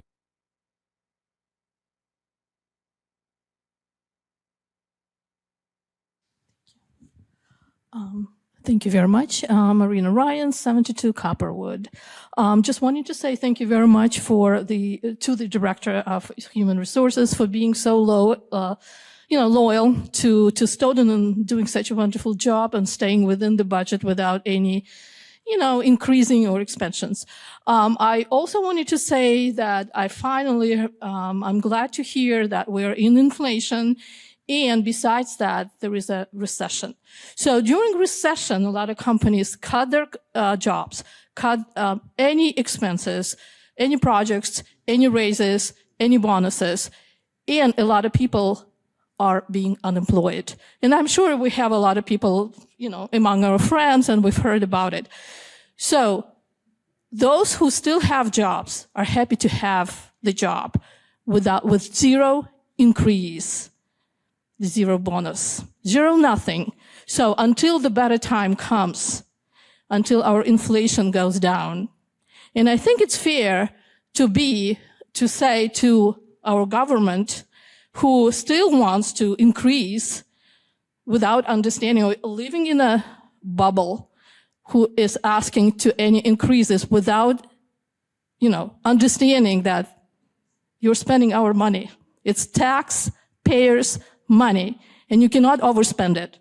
You have to keep the costs down. And I wanted to ask Director of Human Resources, will it be okay for you to bypass the raise and wait until the better time comes? And I think everybody else, and I know a lot of people watching because I've talked to my neighbors, they would agree, and we want to keep the costs down. And I will say, zero increase for another year, and we'll revisit and see how the prices are, and so taxpayers can subsidize any increases going forward. Thank you very much. Thank you very much. Any questions, comments further from the public? Hearing none. Next item on the agenda, we're going to go to procurement, page 22. Mr. Chair, if we may, so we can release the Human Resources Director, is it possible to go to item number 10 and 11, which is Article 12 and 13 for the CBAs? Yeah, let's do that. Thank you so much. You're welcome. We're going to jump down to item 10 on the agenda, Article 12, fund the CBA for Stoughton Library Staff Union. Thank you very much for that, Biz. Okay, so Article 12 is the next thing here. We're going to discuss the annual town meeting article. Article 12, fund the CBA for Stoughton Library Staff Union.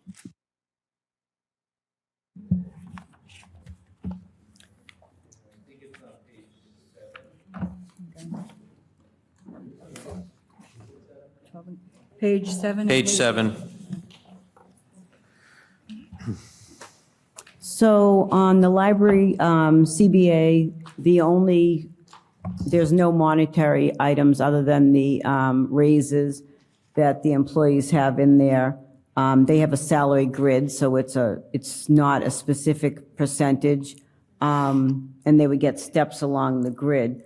The cost of the anticipated cost is, let me just look here, I think it's around 37,000, and that would be part of that would be used out of the 90,000 that I have in the HR budget.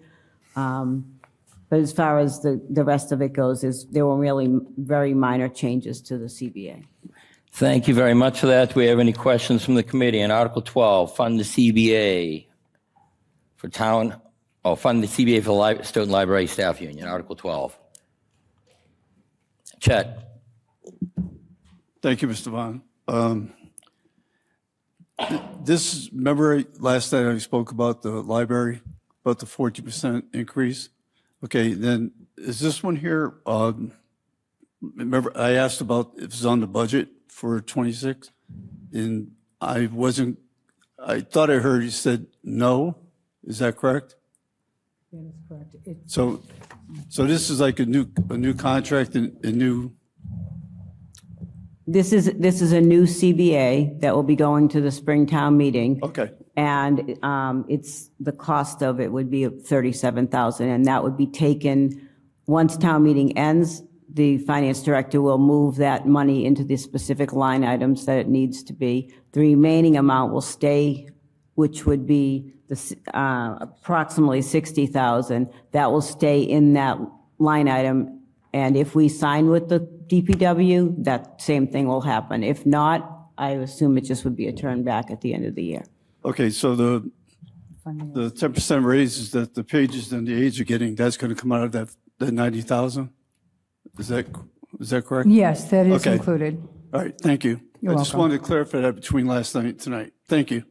Thank you very much, Chet. Do we have any other questions from the committee? Article 12, fund the CBA for Stoughton Library Staff Union. Hearing none. Questions or comments from the public? Article 12, fund the CBA for Stoughton Library Staff Union. Hearing none. Next item, we're going to go to Article 13, fund the CBA for Town Hall Employee Association Union. Article 13.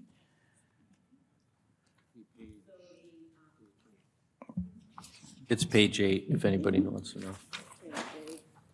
So the Town Hall Employees Association had ratified prior to the town manager budget being done, so we were able to put the correct dollar amount in the line items. So there is no additional funding. It's built within the town budgets. And that was a 3% raise, and there were no other monetary items within the CBA. Well, thank you very much for that. Questions? Carolyn? Is it a 3% raise each year? It's a 3, 3, and 3, yes. Thank you. Thank you for that. Any other questions from the committee? Article 13, fund the CBA for Town Hall Employee Association Union. Hearing none. Questions or comments from the public? Article 13, fund the CBA for Town Hall Employee Association Union. Hearing none. Thank you very much. Have a wonderful evening. Thank you. Thank you, Deanna. You know what? We're right next to it. We'll go to Article 15, unpaid bills. Biz, do we have any unpaid bills? No, we do not at this time.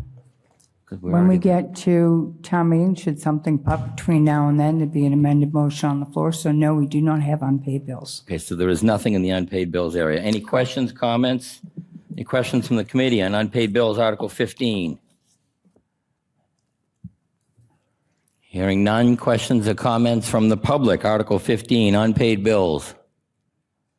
Hearing none. Thank you very much. We'll go back to procurement, page 22.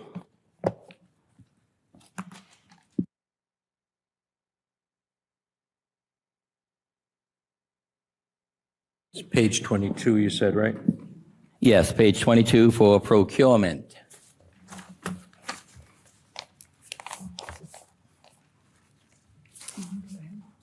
Mr. Chair, through you to the to the members, my name is Fran Brutiniti. I'm the procurement officer for the town of Stoughton. I'm here to present the procurement budget and centralized budget. Obviously, we'll start with the procurement budget. It's just small budget, minor increases.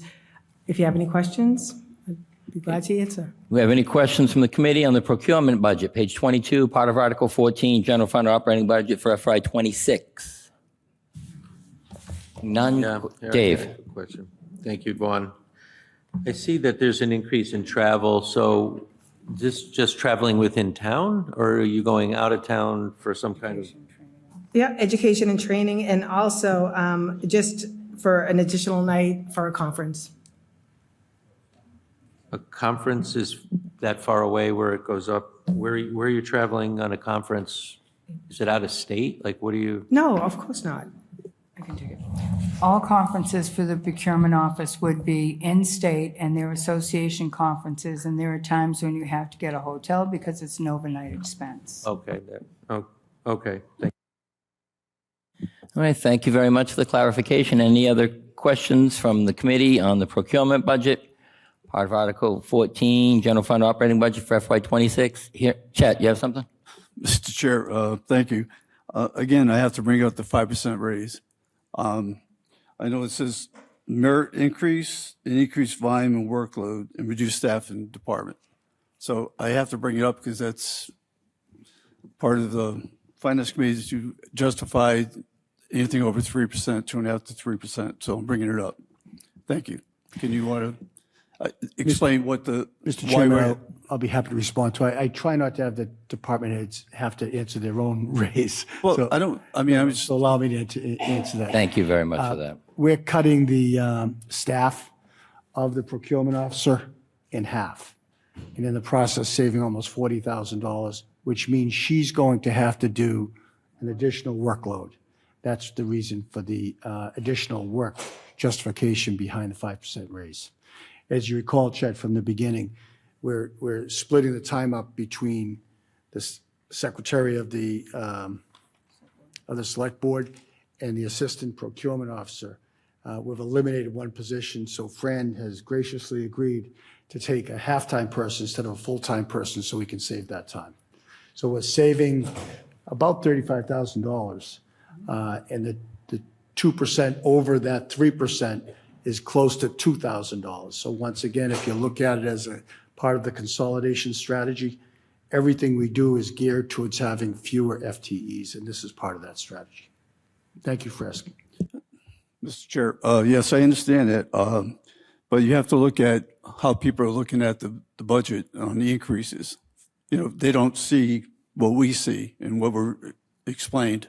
So a lot of people look at it and go 5% raise, 9% raise, 10% raise, 14% raise. They start questioning it. And that's our job here, I believe, is to question it and get the answers. Okay. And believe me, no, I'm not going to say no. Thank you. Thank you very much, Chet. Any other questions from the committee on the procurement budget? Arnie. Hi. Could you clarify for me? I believe Tom said that she now has a half-time employee that's helping her out. Where's that on the budget? If you look at last year's budget, FY '25, which is our current year, she has a FTE, a full-time employee.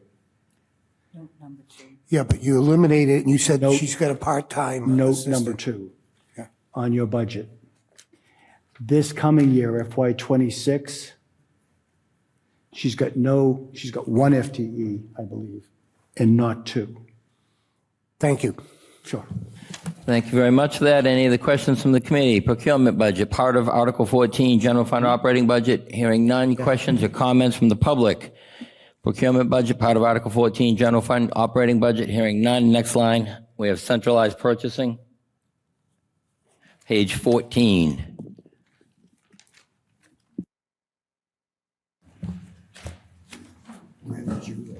Yep, I mentioned it earlier, I'm managing the centralized purchasing budget as well. And any of the increases are mentioned in the departmental notes. So if you have any questions, I'd be happy to answer. Well, thank you very much for that. Do we have any questions from the committee on centralized purchasing budget? Part of Article 14, general fund operating budget for FY26. Heidi?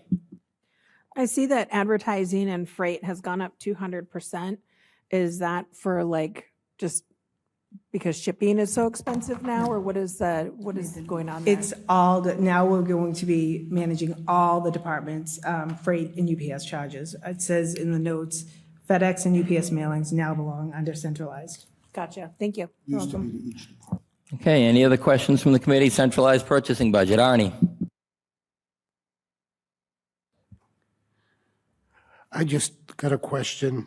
We eliminated photostats and photographs from the police department.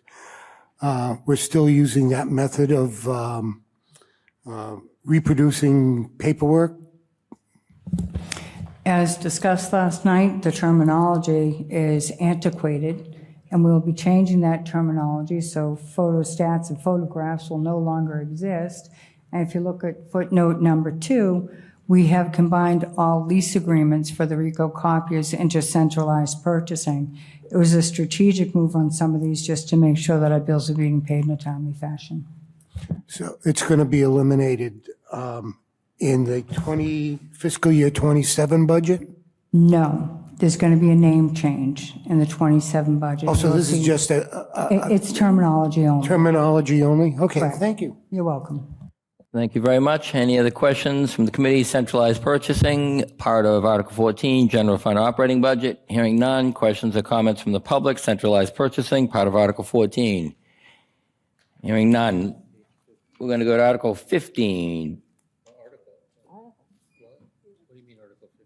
I'm in page 15. Page 15, we're going to Board of Assessors. Thank you very much for the centralized purchasing discussion. We have Board of Assessors, page 15.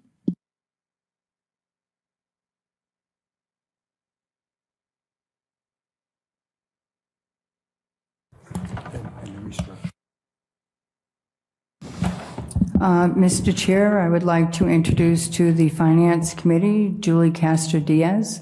She is our certified assessor for the town of Stoughton. As we all know, you have not had an assessor in a number of years. Julie comes with many years of history within the city of Brockton. She has also worked for the city of Boston. So Julie is highly experienced, and I would like all of you to please welcome her to the town of Stoughton. Well, welcome to Stoughton. Any questions from the committee? The Board of Assessors, the assessor's budget, part of Article 14. Lisa. Hi, Julie. How are you? So Well, thank you. I don't know if it's you or somebody else who might answer this question.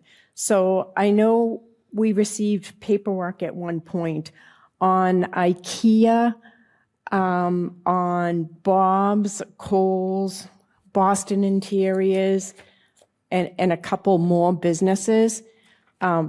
I'm just looking to see, did we make the assessed values that we made in 2024, which I believe was showing up on our, I don't know if it's called it's probably going under new growth title on the receipts page. Mr. Chair, if I may?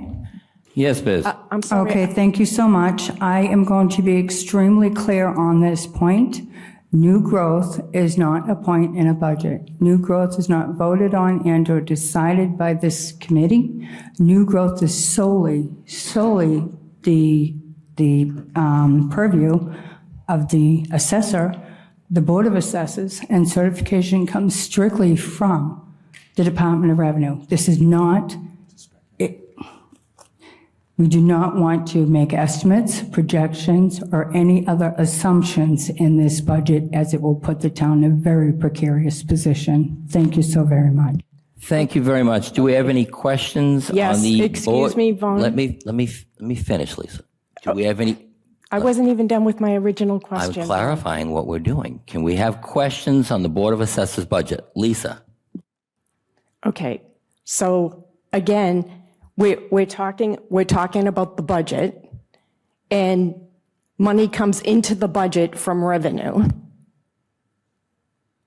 Okay? So I'm asking, the new growth also comes into the general fund, is my understanding.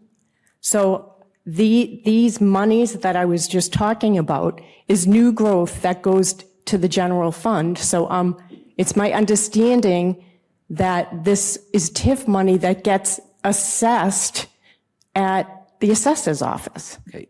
Lisa, there's not a line in this budget for TIF money. So, I mean, if we could keep the questions on this budget, that would be great. It is on this budget because all the revenue goes into this budget. All the revenue does not go into this one budget. That would be a tremendous amount of revenue in the one budget. Well, this line item budget. Vaughn. Lisa, can you please ask a question? That is my question. Okay. I want to know. What's the question? Was this money assessed, and what year did it come into the budget? Because it's from there that all this spending takes place. And that's the type of questions that we could have. I don't know why you're always objecting to these type of questions. Everything's interconnected. I understand everything's It's interconnected. very, very important. Lisa, We need to understand where our money's going, Vaughn. That's the purpose of Lisa, this. I completely understand Okay, everything's so I would like the interconnected. question answered. It's not relevant to this budget line.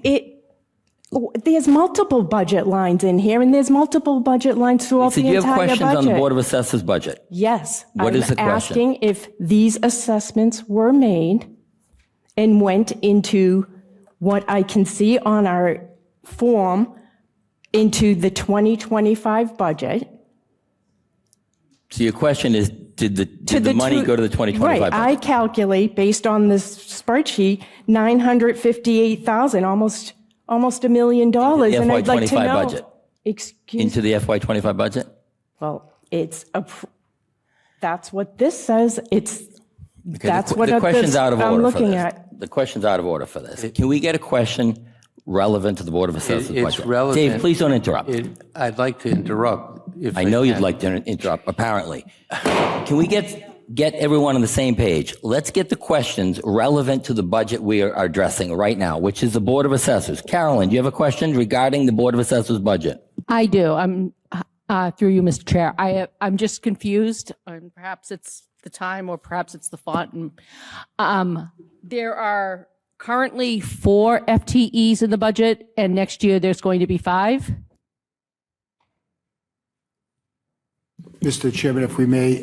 Yes, Mr. Julie had an introduction that addresses that issue. Okay, thank Would you. you permit her to give the introduction she had? Absolutely. Thank you, sir. Thank you.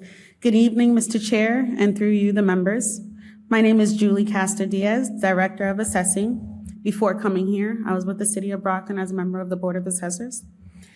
I'd like to share a few bullet points regarding the assessing department. As you'll note, there is a 31% increase, and I'd like to explain why this is necessary for the success of this department. The town of Stoughton has been without a stable assessor for over 3.5 years. The department has been understaffed and not properly trained for a few years now. You'll notice that there's an additional FTE position. I find that we're constantly having to review and correct issues from the past while dealing with the everyday business of the present. With proper staffing, we'd be able to accommodate the needs of the department while also being able to do a forensic analysis. Professional development is another area of increase. Aside from my 8 years in assessing, with 5+ being in leadership, our most tenured person is our data collector, who's out on the road measuring and verifying permits, excuse me. With increasing our education budget, we'll have a full complement of trained staff. Knowledge is power. I'm grateful that with my expertise, the town hired me knowing that I would be able to elevate the assessors department as we are the revenue generators for the town. There's no room for mistakes. This would help me to take the team to the next level. You'll also notice that we purchased new technology, Nearmap, our new GIS technology. We're able to pick up new growth that was not documented dating back to 2014. It allows for everyone in the office to have the ability to do exterior inspections and, again, generate lost revenue. To tie everything together as to why this is needed for a successful department, we need proper staffing, we need proper training and certifications, and we need proper technology to ensure all hands are on deck. Staffing equals revenue, and education equals a complementing staff. Thank you for taking the time to listen, and if you have any questions, I'd be happy to answer. Thank you very much for that presentation. Mr. Chairman, just one statement to add to Julie's opening comments. In spite of a new hire, I just want to make this clear, in assessing and an additional FTE in accounting, the town is still down 4.2 FTEs for budget fiscal 26. Thank you. Well, thank you very much for that. Thank you. Thank you very much. What is the new position? Is it what is the new position? It's the staff assessor/data collector position. Thank you. Okay, any other questions from the committee, Board of Assessors? Chet? Mr. Chairman, thank you and welcome. It's not always like this. I know what it is, but I just want to make sure that other people know appointed officials, that's the Board of Assessments, is that correct? Yes. Okay, thank you. I just want to, people may not know that, so I just want to make sure. Thank you. Well, thank you for that, Chet. Any other questions from the committee? Arnie? Welcome to Stoughton, Julie. Just got a question. I don't know. When did you come aboard? May of 24. Oh, okay. Then are you familiar with the special town meeting Article 9 in which we start assessing the property during construction when it gets to 50%?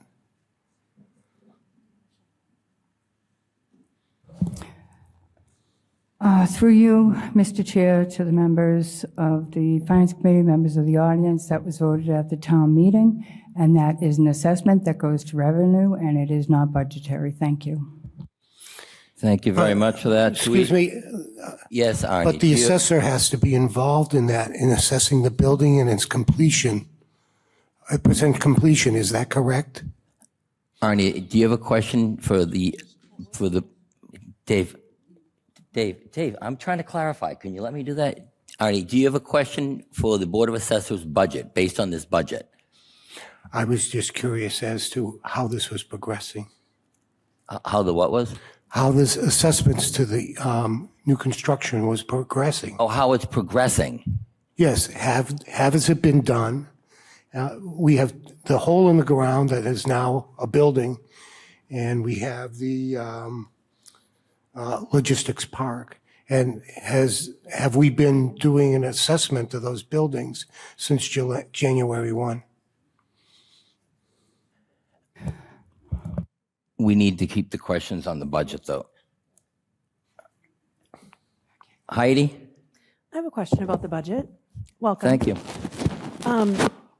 I don't know a lot about assessing and that thing. So appellate tax court expenses expected to go up 5%. What is that? Like, what happens during that, and why are you anticipating it going up? That is our ATB attorney for any cases that we have that go to the appellate tax board, and that's his annual increase. Thank you very much for that. Any other questions from the committee and the Board of Assessors budget? Lisa? Yes, this is directed to you, Vaughn. So Thank you. we keep hearing about the budget. It's not related to the budget. The budget is formulated from revenue.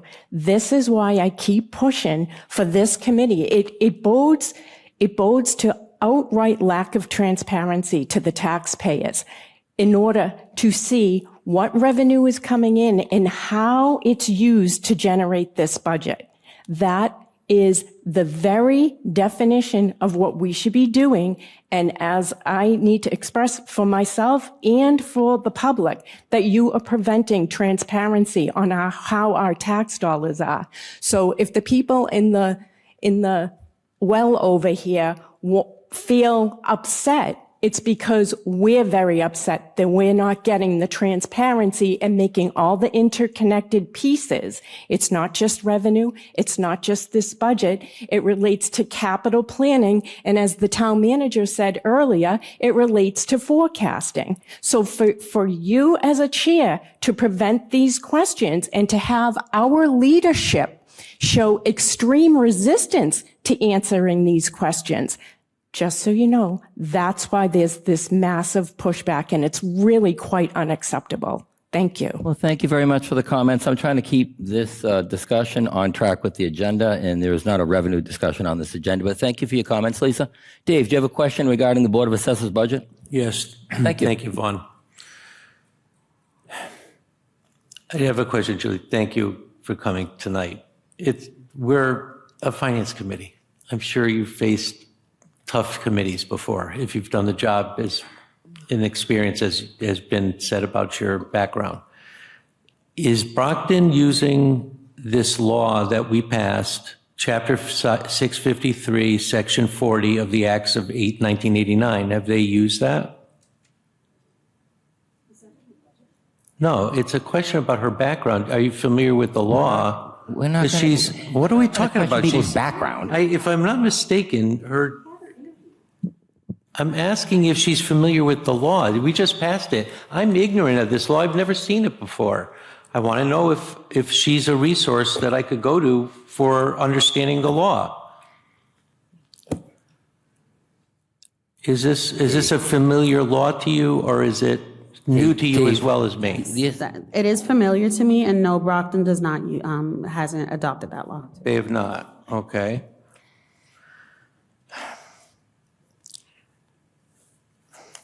I appreciate the fact that you're defending the increase in your budget.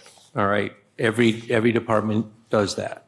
That's part of their job. We're faced with a situation where we have to look at very carefully every line in the budget. It's not something I'm used to doing, but I'm going to have to be doing it fairly across all departments, not just yours. Okay. So if I see something above, just so you know, I'm looking at budgets over 5% to see how much they could be brought down below that in order to reach a number that I've already said, and I'm not going to keep repeating myself about it, but that's kind of where I'm at right now. I do believe that we do have an obligation to cover revenue. We've been talking about revenue, and we've been talking about the TIF agreement, both areas, for a long time. Dave, we're not discussing revenue tonight. It is not on the agenda. Dave, it is not on the agenda. We are going to stick to the agenda. We're not going to talk about the TIF. We're not talking about revenue. We can talk about that at a later meeting. It's not on the agenda. It's central to what the assessor does. That's why it's being brought up now. Then ask a question on the assessor's budget. We're asking questions about the role that they have in what they're doing in their day-to-day work, which is adhering to the laws we just passed. I'm sure the assessor is well aware of the law. Yes. You have a question, Dave. It is. The question I'm trying to ask that you keep stopping is, are you executing the laws that we have just passed, brand new? We're all trying to get to an understanding of how it works. So let's work together to find out how it works. Are you just about to break into this new law to see how it could be applied? Have you already been started doing it? Is this part of your day-to-day work to embrace this new change in the way we do things in Stoughton?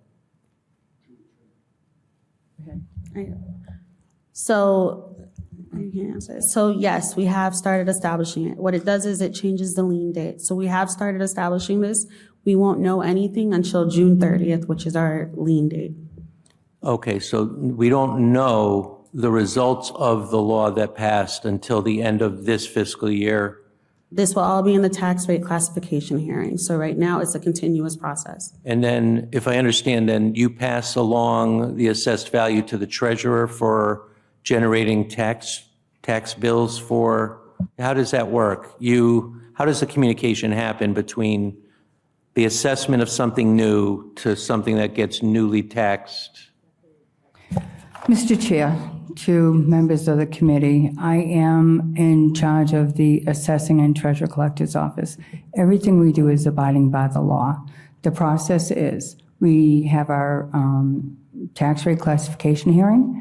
Our tax rate is approved by the Department of Revenue, which is our higher authority in our business. And then from there, once that's approved, the files get uploaded to the Treasurer Collector's Office for the issuance of bills, which we are required to have out post-March prior to December 31st. Thank you so very much. You're welcome. Do we have any questions? Dave? I'm not done asking. I think I Thank have you. the floor. I'm Why are you- clarifying. why Dave, do you have a question for the Board of I think that would Assessors? be the kind of interaction we would have is, hey, Dave, do you have any more questions? Not just jump to somebody Dave, else. do you have any more questions? Thank you. I appreciate that. So are you then saying that all of the results that come out of the new law that we just passed go into effect for FY26? It doesn't get established as tax revenue in FY25? Any and all tax assessments have to go through the process of recapitulation and the tax rate recap process. Nothing at all gets booked and/or added to revenue in any way, shape, or form without the approval of the Department of Revenue. Thank you very much for that. So I didn't, the answer to the question then Dave, is other people have FY20, questions too. it's I didn't hear the word I was looking for. Is it land in FY26 or does it land in FY25? When we complete our recap, which is in December, that's when the tax bills go out. Your tax bills go out twice a year. You have preliminary taxes that go out in July, and you have your main taxes that go out in December. Other than that, there is no other answer I So can it's give you. landing Thank you in so much. Dave. I think what I heard was that it lands in FY26. The revenue lands as new growth in FY26. Dave, we're not talking about new growth. I'm trying to understand the We're process not here of to it. understand that. The new, we're here to go over the assessor's budget. When else will I learn? When else will I have the experts in front of me to ask? This is not an education forum. It is. No, it's not. You're here Absolutely to it ask is. questions on the budget. I have questions because I'm ignorant and I want to know. Obviously. Do you have a question for the Board of Assessors? Obviously is right, and I want to remove my ignorance. Dave, I'm going to rule your question out of order. Okay? All right? No, it's not all right. Carolyn, do you have a question? I have a couple of quick questions and I apologize if they're not directly on the budget, but if that assessor's tax classification hearing, is that open to the public? That is open to the public every single year. It's normally held in November so that we can make sure that our tax rate is set appropriately in the proper financial So manner. we can all go to that if we want to know about Absolutely, and that. it's before the Board of Selectmen, and many members of your committee were actually at that meeting this past November. Okay, thank you. Thank you. Do we have any questions from the committee on the Board of Assessors budget? Lisa, do you have a question for this budget? No, I have a comment. Thank you. Okay, you said it's not on the agenda. This is going to be like the third or fourth time. Again, Vaughn, the taxpayers are funding this budget through the revenue that's generated. They have a right to know the process, and to say that this isn't an educational forum is preposterous. Thank you. Thank you for the comment, Lisa. Do we have any questions? Ian? Thank you, Mr. Chair. And welcome to Stoughton. So I was looking at the line that says travel expenses. Yes, travel expenses. And then the footnote mentions training. So could you just help me explain that a little bit better since there's a big increase in that line? Yes, that is for just continuing education. I am required to hold a certain amount of credits, as well as just educating our department and making sure everyone there is certified.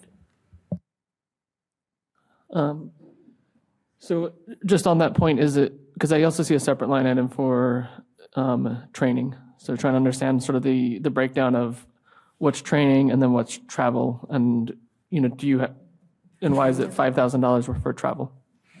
Training are the classes. Travel is the traveling over there. Some of them require you to do overnight stays. Thank you. Thank you very much for that, Ian. Any more questions from the committee? Board of Assessors budget. Hearing none. Questions or comments from the public? Board of Assessors budget, part of Article 14, General Fund Operating Budget for FY26. Marina, please step forward and identify yourself for the record.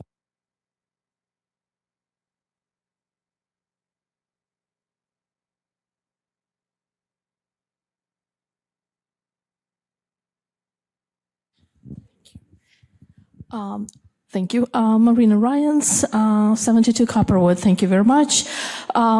We all received skyrocketed property taxes, and I've noticed that personally my property, which is a townhouse, was assessed I think over the roof.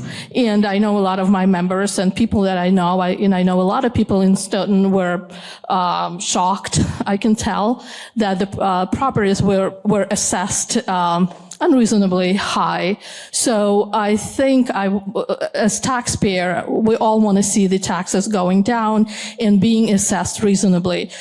Is that something that the director of the assessors can look into it, and keep the cost down of all the hires and also reduce the property taxes? Thank you. Well, thank you very much for that. Any other questions, comments from the public? Board of Assessors budget, part of Article 14, general fund operating budget. Hearing none. Next item, town clerk. Mr. Chair, if possible, so we can release the assessor, can we do Article number 22 and Article number 48? Thank you. Okay, we can do that. Article 22. Yes. Okay, we're going to jump to Article 22, 5-year revaluation of all properties in town, $200,000. Page 15. Page 15 in the warrant. Yeah. Yeah, it is in page 15, yep, of the warrant. Okay, Article 22. We do this every 5 years, don't we? Hi. Yes, Article 22. We do this every 5 years. It's our 5-year revaluation of all properties of the town. It is required by DOR. All right, thank you very much. So this is a requirement by DOR. All right. Questions from the committee on Article 22, 5-year revaluation of all properties in town, $200,000. Lisa. Hi, I just had a question. So I don't know if it was last year, maybe last year, somebody was coming around to the houses, asking to come inside the houses, and I think he said he was from the assessor's office. How is that different than this right here? That's different. That's called cyclical inspections. So we have our DOR requirement is to try to get into every home every 3 years. So if you happen to fall under that, if it's a neighborhood that hasn't been touched, we do attempt to ensure that our data is correct by visiting and doing inspections. Is that even legal? Well, they didn't go in. I know my neighbor refused to let the person in the house. Is that something that the towns want to do? How does that work? Mr. Chair, quite simply, it is the law as provided by the Department of Revenue. We are required to do this. It's not to come and irritate people. We're trying to get the proper value of homes within the town of Stoughton. There are 2 different cycles. You have the 3-year and the 5-year. Thank you so very much. Thank you very much for that. Do we have any other questions from the committee on Article 22, 5-year revaluation? Diane?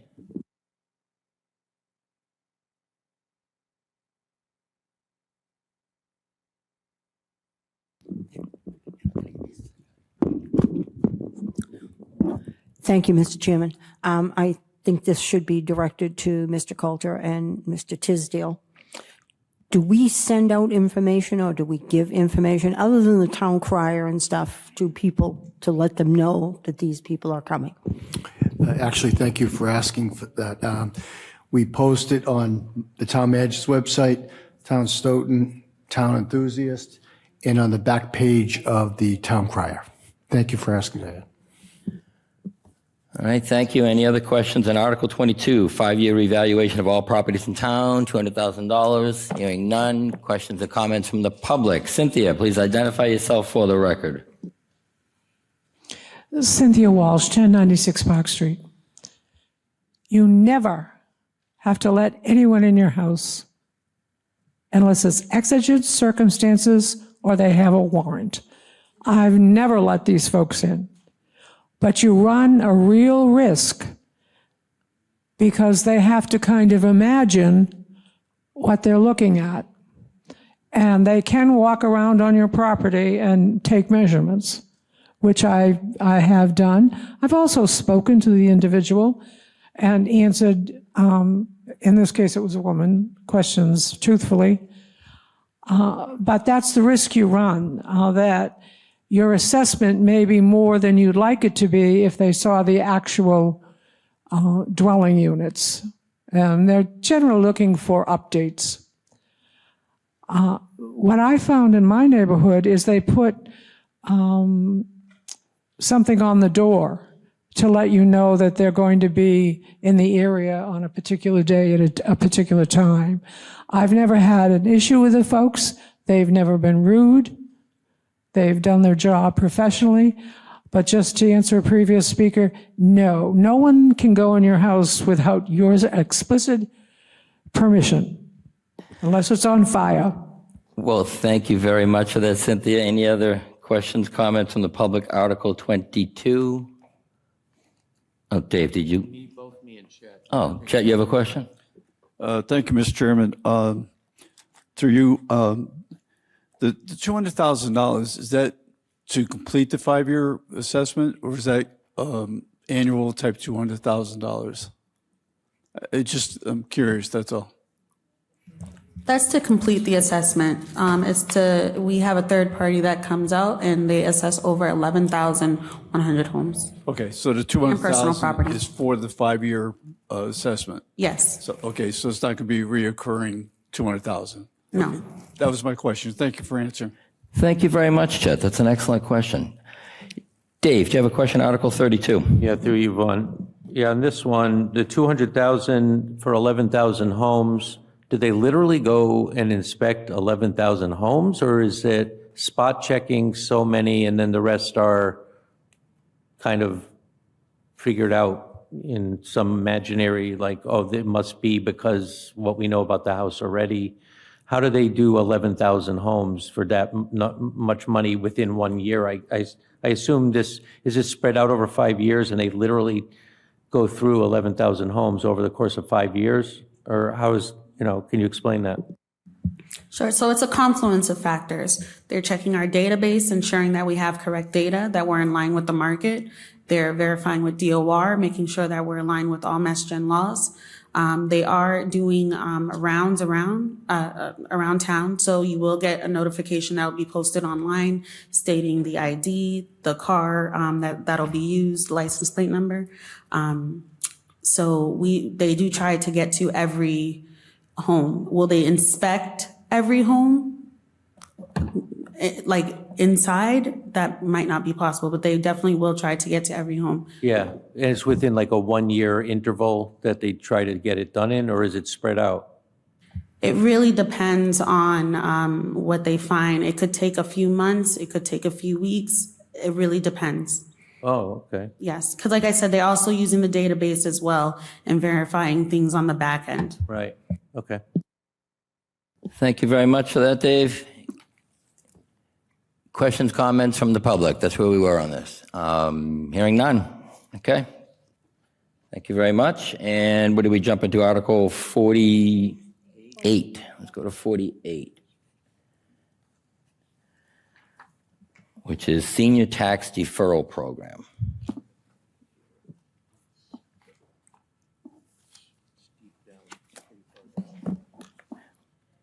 It's on page 35. 35. Okay, great. Thank you, Dave. So the Senior Tax Deferral Program is just another exemption, allowing for seniors to be able to defer their taxes to loved ones or to whoever of their choosing. There is a certain age requirement. There's a certain income requirement. So this is just another way to help relieve any tax stresses on our elderly. Well, thank you very much for that. Do we have any questions from the committee on Article 48, Senior Tax Deferral Program? Diane? Thank you. I think this is a great program for seniors. My question is there interest on these taxes? There is interest on there. It does begin at 8%. Should you decide to do this, the specifics will be voted on though at the next town meeting. Okay, so we don't know Or what select board meeting, I'm sorry. we don't know what they are now, but they'll They typically start at 8%. However, it does increase and change with specifics that go along with that. Okay, thank you.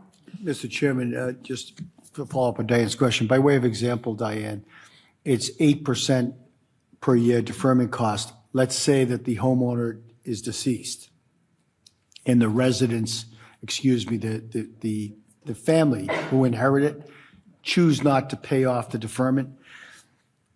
That interest rate does go up as an incentive to pay off the deferment when the deceased passes, or it is absolutely paid off when the house is sold as a lien. Thank you very much for the clarification, Mr. Coulter. Any other questions from the committee? Article 48, Senior Tax Deferral Program. Carolyn? I guess just to follow up on the previous question, is there any flexibility for the select board to adjust that interest rate down? By law, no. Okay, thank you. So the statute, through you, Mr. Chairman, the statute does not provide us the latitude to adjust the rate, but it does provide some latitude with respect to qualifications on income, demographic, age, all that sort of things. So- And that would be a policy of the board. And have they set that yet? They haven't because the town hasn't We have passed. to adopt this first and then they set it. And then they said it. Thank- Thank you. Thank you very much for that. Any other questions from the committee? Article 48, Senior Tax Deferral Program. Hearing none. Questions, comments from the public? Article 48, Senior Tax Deferral Program. Thank you very much. Hearing none, we will go to the town clerk budget. Julie, thank you so much for the presentation. Welcome from Brockton. I'm from Brockton, East Side, so have a great night.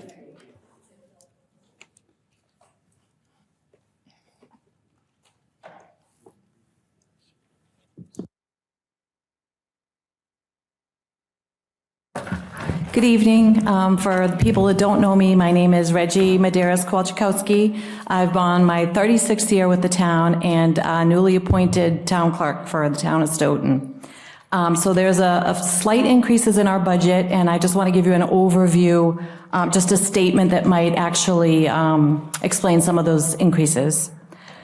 Fiscal year 2025 has been a year of dramatic change in the clerk's office. I am pleased to report that the office is in great working order. We have an extraordinary staff that grows each and every day in knowledge. We successfully managed 2 national elections, a town election, and they all ran without incident. In addition, we successfully passed a surprise audit by the Secretary of State's office 5 days post-election in November. With the level of activity, changes, and surprises cast upon the clerk's office over the last year, we've incurred several unbudgeted expenses. While I'm confident that we are managing our budget carefully, it's difficult to accurately forecast the FY25 base while budgeting for FY26. There remains a great deal of work to catch up on going back to the impact that COVID had in the clerk's office. And for example, just to name a few, which you'll see the increase in the budgets. Several years of unbound permanent records, including deaths, births, marriages, and marriage intentions. Further, we have several years of census data that we have to upload into the, correct and upload into the state portal. And last but not least, we have 6 years of dog licenses that need to be caught up and loaded into the new system that we have recently brought online. All of these projects require an investment of labor and will impact our FY26 budget. However, it's hard for me to forecast FY26 labor and expenses when there is not a clear understanding of the past.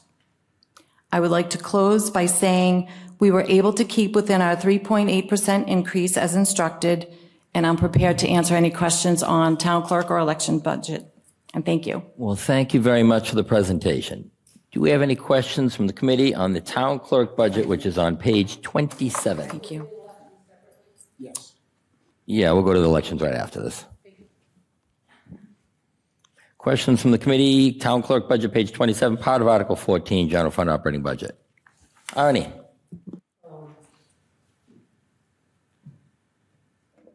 Thank you for being here. Quick question is, where is the budget for when we have elections? who takes care of the expenses for, like, the ballots and printing the ballots and everything else? Am I missing something? That's, this year we put that into the elections department, so that's all outlined in the elections budget. Thank you. Okay, any other questions from the committee? Town clerk budget, part of Article 14. Dave? Thank you, Vaughn. Thank you for coming, Reggie. Thank you. Appreciate it. This is a very large increase. You know, we've been talking, I don't know if you've been listening, but there's been a lot of talk about the market value versus what is the reality of coming up with a lot of extra money for a budget, okay? This is big, $20,000. Now, this has no reflection on any individual, but we just had a town clerk who is making as much as you were making in this past year, and with lots of experience, and that person never even got close to getting any kind of increase. So I don't understand why you're coming in as somebody new. Usually we get like a discount for getting somebody to start out. They break, they're breaking ground on their first entry into a position, and we get a discount from that. But in this case, it's going in the other direction. So it's hard to balance, market value. I mean, if you look at that and you look at all these information about comps, those comps are based on people with many, many years of experience compared to, I don't know how many of those comps actually represent somebody with less than, let's say, 3 years of experience in the town clerk's office. I don't know, but I'm guessing there weren't very many. So I guess it's very hard for me to justify somebody trying to get their, breaking into a new position and taking on at the same time a huge increase. We're not getting that discount for getting somebody starting out in the industry.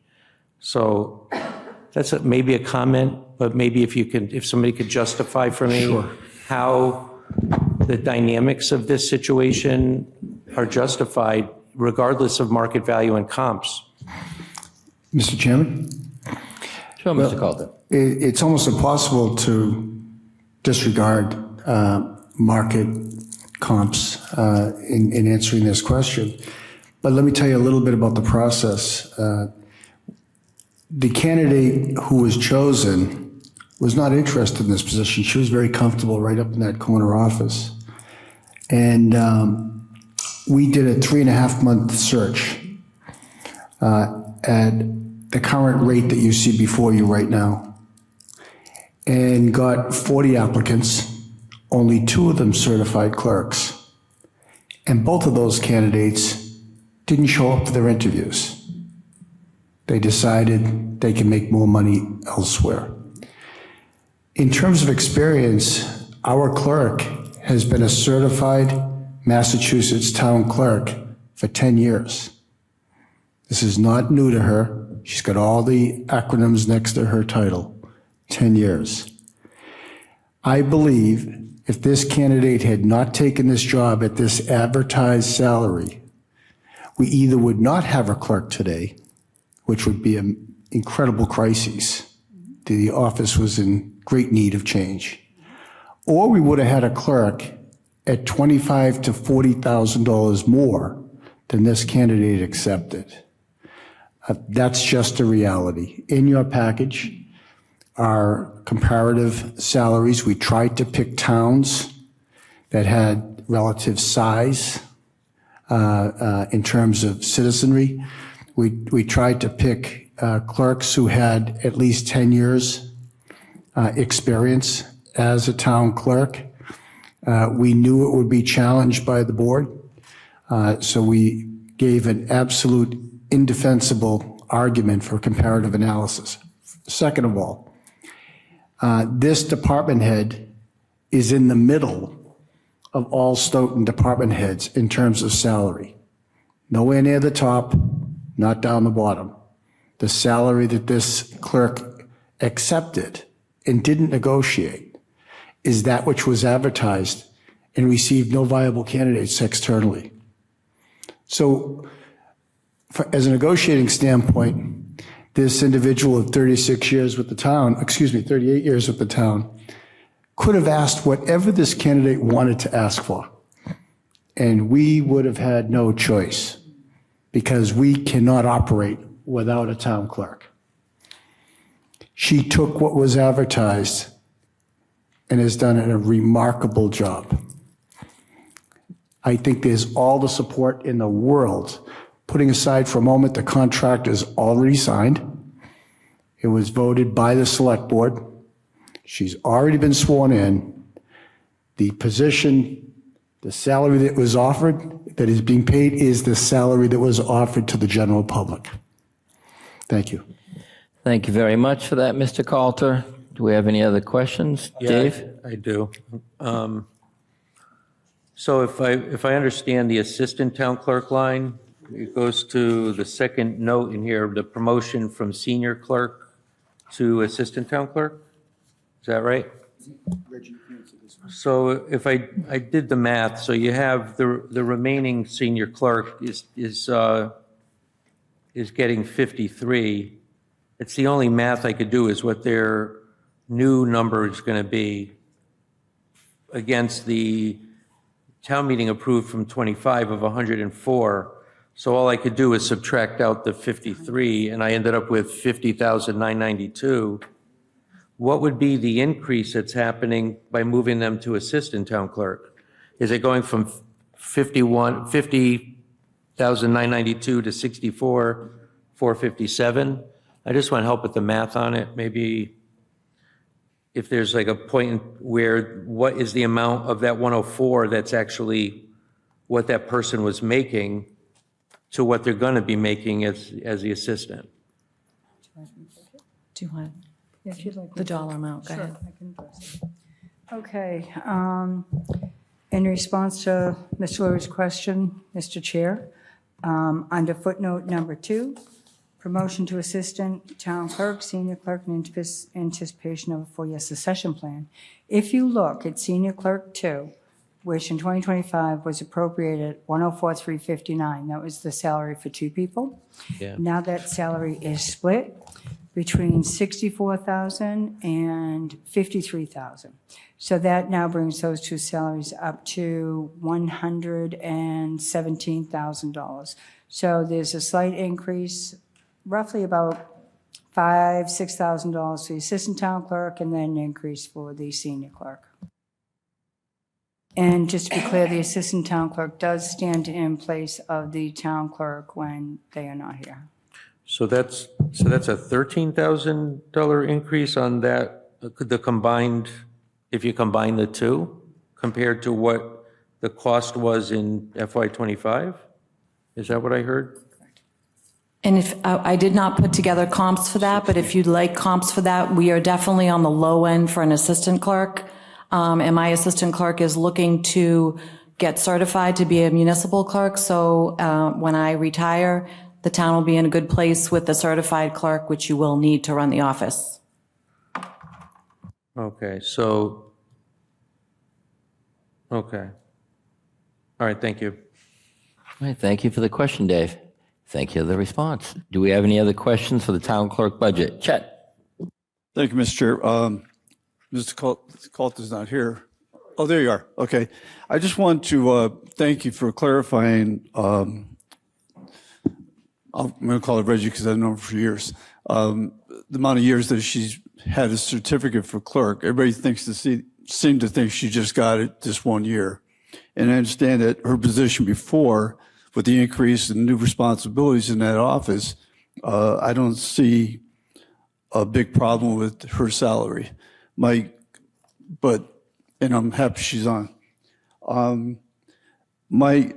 have a question on the salaries, clerical salaries. I mean, it's not a big thing, but I just want to ask, part-time clerk eliminated, does she leave, or we just take that out and put it into another department, or split like we normally do, or like we have been doing? So what we did was the part-time clerk took the position that the assistant used to have. So I now have a regular clerk and an assistant clerk. So that was basically a promotion for my part-time clerk. Okay. It says 2 non-benefited part-time positions. So they just get hourly wage? They are $15 an hour, and they work 19 hours a week, and they combined are less than a full-time staff. Okay, that's my question. They're not, right, just. Non-benefited. Okay, thank you. You answered my question. Thank you. Well, thank you very much, Chet, for those questions. Any other questions from the committee? Town clerk budget, part of, Carolyn? Hi, I just need to make sure I'm understanding this. So there is you, Reggie, there is an assistant town clerk, and then there is a senior clerk and an assistant to that? So there's a customer service clerk, which is a senior clerk, and then we have 2 part-timers. All right, so there are 3 full-time and 2 part-time? Okay, thank you. I think I was just getting confused with the various assistant clerks. All right, thank you for that, Carolyn. Any other questions from the committee on the town clerk budget, part of Article 14, general fund budget for FY26? Hearing none. Questions, comments from the public on the town clerk budget, part of Article 14. Cynthia, please identify yourself for the record. Cynthia Walsh, 1096 Box Street.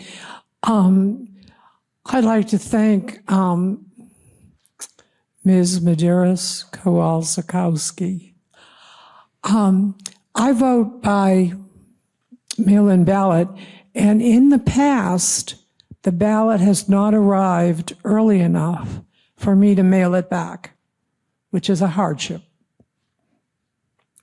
But for the most recent election, it arrived very, very early. I had plenty of time, and I want to thank you for that.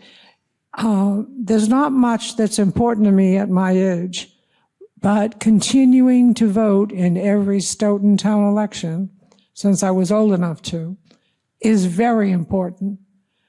And if that means that I have to take a cab to turn in the ballot, then I'll do that. But I haven't had to do that, and I want to thank her and her staff. Thank you very much for that, Cynthia. Any other questions, comments from the public on the town clerk budget? Hearing none. Next item, elections, page 30. Elections budget is on page 30.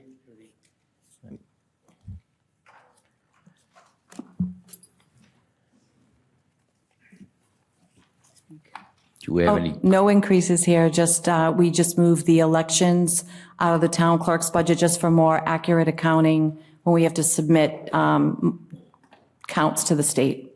All right, great. Thank you for that. Questions from the committee. The elections budget, page 30, part of Article 14, general fund operating. Chet. Thank you, Mr. Chairman. I just have one question. Do you have enough people that work the polls for the elections? Just a question. We currently do. We have it fully staffed for the April election. Okay, so you're not looking for any more? Not at this time. Okay. You interested?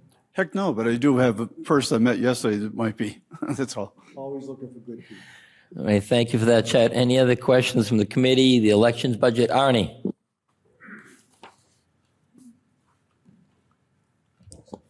Hi, this is a curiosity question.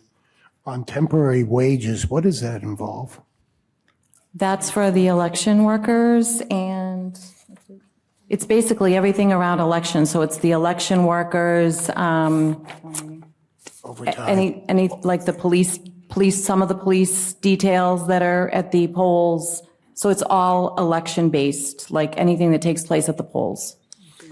What about the printing of ballots and everything? Is that covered by the $4,500? That is under the voting supplies, yes. Even if we have 2 elections during the year, like an April and a November election? I only budgeted for one because we only have one next year, but it would be more than that if we had additional. Don't we have some sort of state elections going on in November? Not till 26. Oh, thank you very much. I appreciate your time.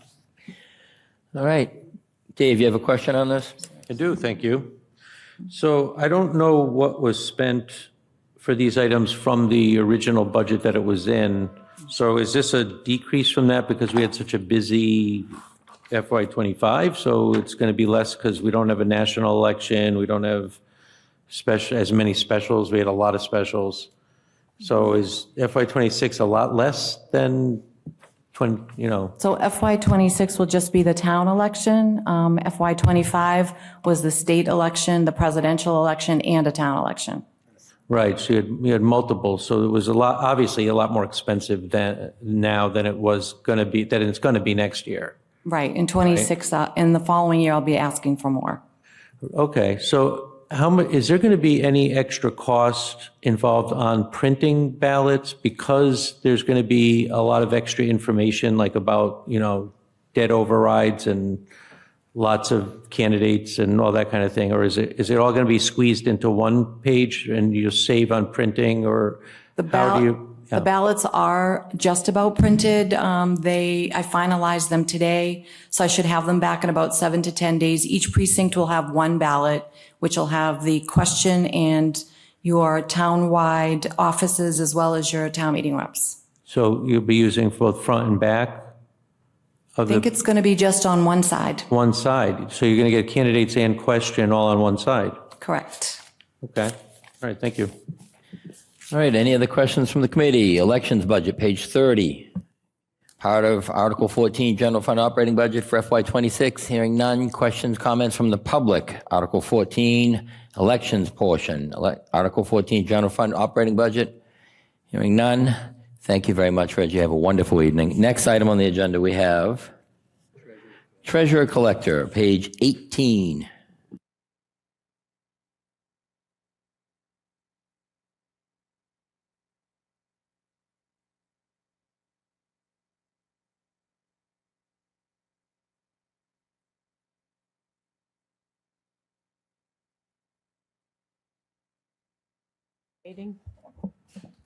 I have a point of order while we're waiting here.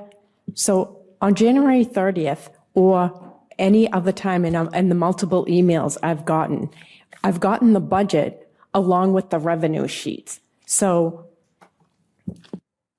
I want to reiterate the issue I have right now of not being able to bring in revenue discussions into the development of the budget. So once again, on the agenda, when do you think you can put it on the agenda so we can have a complete financial picture of what is going on in the town with regard to our finances? This is like operating in a vacuum or a bubble, as I like to call it. And I say the word vacuum because that comes directly from the DLS director from the video I sent out to everyone on this committee and on the select board. This is not my preference. This is from the experts. So again, to you as the chair, when are you going to put this on the agenda? Because I feel, and it's quite evident, you've stated you don't want to discuss it because it's not on the agenda, but you're the one who controls the agenda. You are correct. It is not on the agenda tonight. You did receive the revenue sheet in the email. We're going to get back to the agenda. Treasurer Collector budget. Would you like to present your budget? Thank you for your comments, Lisa. Good evening. For anyone that doesn't know me, my name is Paula Newt, and I am your Treasurer Collector. I have been with the town for 8 years. I've been in the business for almost 22 years. You will see that my budget has gone up 4.6%. The majority of that is wages. The other big piece is going to be your tax title land court costs.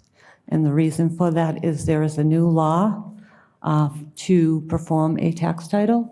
We now have to, please don't quote me on any of this, but there's just a lot. There are different forms that we have to send out. We also have to have appraisers come in if we have foreclosed property that we are going to sell on behalf of the town. There's just a lot more costs that is going to happen because of this new law. There are people out there, or the treasurer collectors, that are asking that this gets brought down. They've passed it, but they're hoping that they will revise it. because it's just an awful lot of work and a lot of money that's going to be spent, unfortunately, and it's going to come back to the taxpayers. Well, thank you very much for that. Mr. Chairman, just as a follow-up to the introduction. Yes, Mr. Coulter. If I may, very briefly. This treasurer collector is one of the few certified treasurers and collectors in southeastern Massachusetts. We've got certified treasurers, we've got certified collectors. Very few of them are certified treasurers and collectors. It's a 7-year process. The second thing I'd like to point out, I don't often recommend increases for effort. I offer recommendations for performance above expectations and for merit. But in this particular case, this individual was stuck with an employee who was out for a year on illness. So we couldn't replace the employee last year because she had all this sick time accumulated after 32 years of service. I would tell you that Paula was here between 7 and 9 o'clock every single night of the year. Stepped up, did the job, got out the bills, paid the bills. This is one of those recommendations that we're making based upon credentials, certifications that are very rare, and a work ethic that is unmatched by anybody in town government. Thank you, Mr. Chairman. You're welcome. Thank you. Questions from the committee for the treasurer collector budget, part of Article 14, general fund operating budget for FY26. Chet. Thank you, Mr. Chair. Again, I have to question the increases. My question is, the senior clerk 2, it decreased 4.3%, but I find it ironic that this person makes more than you. It's 2 employees. I'm sorry. Correct. I didn't see that. I'm sorry. My error. Okay. I'm sorry. I didn't look that way. All right. Thank you. Thank you, Chet. Any other questions? Dave? Yeah, thank you. Going through you. Thank you very much, Paul. We've talked many times about things going on with the department. So I think some of the things had to do with outsourcing the collection for those properties that were in arrears so long, and that we weren't getting any traction, and there were services out there that we could have procured. Did we ever do that, where we had those services out there that they take care of handling all of the litigation of clearing out those past due accounts? So I'm not sure if you're talking about the personal property taxes. We do have a collection agency that we send our personal property tax bills out to, or delinquent personal property, and they collect for us. They send us, no, it's not actually, sorry. Yeah, that's okay. They send us what is due to the town. They charge a fee to the taxpayer because they didn't pay, but they make us whole. So if we put out $200,000, they're going to give us $200,000 if they can collect that. Yeah. That is correct. We do have a tax title attorney that anyone that has outstanding real estate taxes, after I do a tax taking, by law, and now it is 12 months, it used to be 6 months, I have the right to send them to land court and foreclose, unfortunately. Yeah. But in most cases, taxpayers will pay.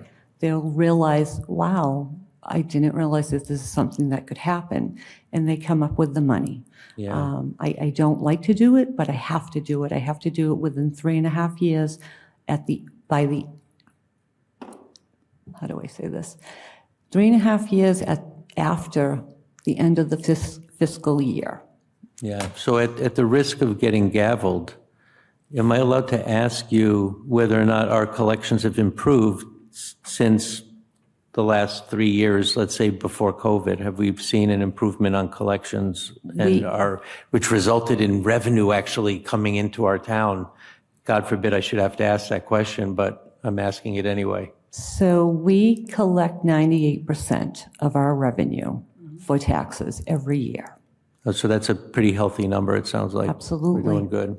And there was one comment you mentioned earlier about new laws came in, and I think that goes to the item called Land Reg Record Service Bureau Promotion. No, wait, no. Yep. Where's the You're right comments with on that? Is that the right one? Is that the one that's the deed records? Is that the law that changed on deed records that's causing a lot more cost? No. What's the item that's the increased cost that you're referring to? So it is the Land Record Service Bureau. So that is the tax title that needs to be performed every year, 3.5 years after the end of the fiscal year. Yeah, so are you saying that the spike that is causing you a lot of extra, overhead to perform, is it only recognized in the $50,000 to $60,000 from 50 to 60, or is there other items? No, in that the is top of correct. the personnel side? Is there a personnel cost that's a soft cost that I'm not understanding? Like, No, it is mostly the fact that the law changed, and now we have so much more research, we have so much more that needs to be done. One of them is that we have to send, yeah, I guess what I'll fill the space while you're talking is that it's not just like an expense cost, but there's also a personnel cost to it. I No. guess that, no, it's only an expense it's an cost expense cost. on that side. Okay. So for example, demand notices for real estate taxes have to go out in 7 languages. Okay. All right. Well, I think I'm good, Fawn. Thank you. You're welcome, Dave. Thank you. Any other questions from the committee, treasurer collector budget? Part of Heidi. Hello. Hello. I'm looking at the advertising and it went from 200 to 0. Is that like mainstreamed into another department? Is that all digitized now, or what happened with No, that? that's in procurement. She had mentioned that she Okay. took that on. All right, thank you. Or I should say centralized, Yeah, actually. centralized. That was that's what That's I was okay. I was just asking. Not a Okay. problem. Thank you. That was a good guess. All right, any other questions from the committee? Treasurer collector budget, part of Article 4. Lisa? Hi. I would also like to ask about the TIF money that came in and what year it came in, if you collected that. I really can't speak on that, I'm sorry. All right, thank you. Any other questions from the committee? The treasurer collector budget, part of Article 14, general fund operating budget, FY26. Hearing none. Questions, comments from the public? Treasurer collector budget, part of Article 14, general fund operating budget. Hearing none. Next item, we will go to Historical Commission, page 66. Yeah, thank you, Thank you Paul. very much and have a wonderful evening.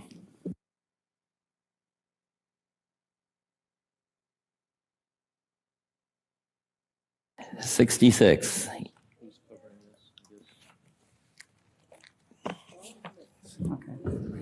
$800. Does Mr. Tisdale want to cover this, maybe? You want to take a mark? Okay. All right. Thank you. I've learned to only speak on things that I'm really educated on. And this is literally the one department that I'm not that educated on. So, but I know historically we've had the same number for years now. I know the advertising and freight would be for their meetings that they hold periodically. They do buy pencils. I'm not sure what type, but they buy pencils. So there's office supplies there. And the part-time wages is probably for people doing meeting minutes. Meeting minutes, part-time work, things of that nature. Well, thank you very much for that. Any questions from the committee on the Historical Commission budget on page 66, part of Article 14? Dave, you have a question on this? Yeah, are you planning to discriminate against pencils in favor of pens in this budget? I just want to make sure everyone's being treated equitably in your budget. So, yeah. I actually prefer the mechanical pencils from engineering school, so. Okay. Any other questions from the committee? Historical Commission budget, part of Article 14, General Fund Operating Budget FY26. Hearing none. Questions or comments from the public? Historical Commission budget, part of Article 14, General Fund Operating Budget FY26. Hearing none. We will go to Information Systems, page 23. We already covered Select Board. Mr. Chairman, Trish has a brief introduction. I just want to point out to the committee members another example of consolidation. Trish is our full-time IT director and is paid a $15,000 stipend for being our top-notch facility manager, and that prevented us from hiring a full-time employee at $89,000 plus benefits. That's why we're down 4 employees year over year. Thank you. Well, thank you for that.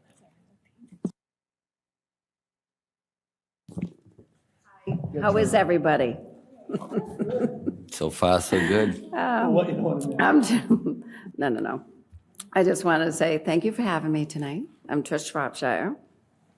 I have a couple things. I wanted to update you on what we're doing and what we've been doing, the increases in my budget. And then I also have something to pass out at the end. I've been doing this for 9 years. And usually somebody from your committee asks me for it. I just thought it'd be good. It's a result of transparency. Every recurring expense that I've had, I've been doing it since 2018. I'm on my 9th year. I can't believe I've lasted this long. Well, thank you for that, Trish. I'm the one who asks for that every year. Yeah, thanks. Thank you. Lon. If you could email it, that'd be perfect. Thanks. And it's a lot to observe and absorb. So if you have any questions about any of that, call me or email me offline. That's great, because I know it's been a long night for you guys. I wanted to tell you that we completed the police station infrastructure upgrade. Oh, sorry. From the article that we had, that allowed us to move the phone system over to the police station. Right now, we get allotted $125,000 for a security grant, cybersecurity grant with the school, so we're going to be working on that. The IT department was heavily involved with the information technology needs at the fire station. That's completed, as you all know. And then at the first quarter of this year, we were able to get water, trash, sewer system bills online. We're eager for the rest of the meters to be completed so we can get that onto Munis. Yes, Munis. I'd also like to say, Diane, Vaughn, and David, this is your last year, so congratulations. Thank you for volunteering all that time for us. My overall budget was an increase of 4.7%, so that's under 5%. In the footnotes, my salary didn't have the COLA last year, so I only got a 3% raise this year. The communications specialist line item that's there is the money that was moved from Mr. Coulter's budget to my budget. And then the purchase of services increase was a reflection of actual costs. I don't know if TIFs are up or down today, but a lot of those I do get quotes on, not TIFs. What am I thinking of? I have no clue. Just wonder where she was. It's because we were talking about TIFs. I was thinking about our President Trump with tariffs. Thank you. So I'm exhausted. I'm already past my bedtime. So the information that was passed out to you, those are recurring costs. Those might be in either my supplies line or my purchase of services line, but that's the majority of my budget. Well, thank you very much for that. Do we have any questions from the committee on the information systems budget? Oh, yeah. Part of Article 14. Ian. Trish, thank you for attending, and I guess through the chair to you. Is there anything in terms of like ransomware insurance? Is that covered in like town insurance? Can you speak to that? For our, we do have cybersecurity insurance that's included with the Maya, and also there's a policy through the school. So it's not within my budget. Thank you. And nice to meet you. Well, thank you for that. Carolyn? Hi, thank you. Through you, I have a question. I'm just confused. I don't know if it's time and it's past my bedtime, but it says the communications specialist was moved here from the town managers, but isn't there a communications person in your budget? I know. Yeah. So we have Kelsey Lynch, who is our new awesome communications coordinator that Tom had spoken about earlier. Okay. We have that, but then we also have the town crier. So the town crier is paid under my budget. All right, so the town crier is out of yours and the person is in yours. Okay, thank you. But Kelsey does sit down with us, which is great. So if you ever want to come in and meet her. Okay, we're thank down in you. the basement. All right, thank you for that. Any other questions from the committee on the information systems budget? Linda? Hi. All right, maybe it's past my bedtime too, but estimated on the sheet that you just passed out. Okay, so estimated in 2026, it looks like recurrent of 313,928. But when I look here under purchase of services, it's 296. Yeah. And then, so is there, I guess I'm So Linda, I can explain that. confused. What that sheet actually is recurring things, so things that I pay every year and that I've been paying since 2018 that have gone up. So some of them might be under supplies line. Some of it might be under purchase of services. But there's still a difference of 60,000? Right. So if you added up my supplies and my services, it's like a chunk of both of those are in. That's just a sheet of recurring things that I have to renew every single year. Okay. It's not reflective of the actual line items themselves. It's just recurring prices. But it's included in the expenses somewhere in here? Yep, it's either mostly in purchase of services, some under supplies. Yeah, Linda, just so you know, ordinarily, like what the finance committee might ask is something around, if it's recurring, why is it in an expense instead of like in the top part of the budget, which is more of a recurring kind of thing? But it's not, because it's not, usually you see personnel and salaries and those kinds of things on the top. So because this is in the bottom, but it is recurring, just like something that would happen in the other side of her budget, she gives us this sheet in order to give us transparency as to which are recurring and which are just static.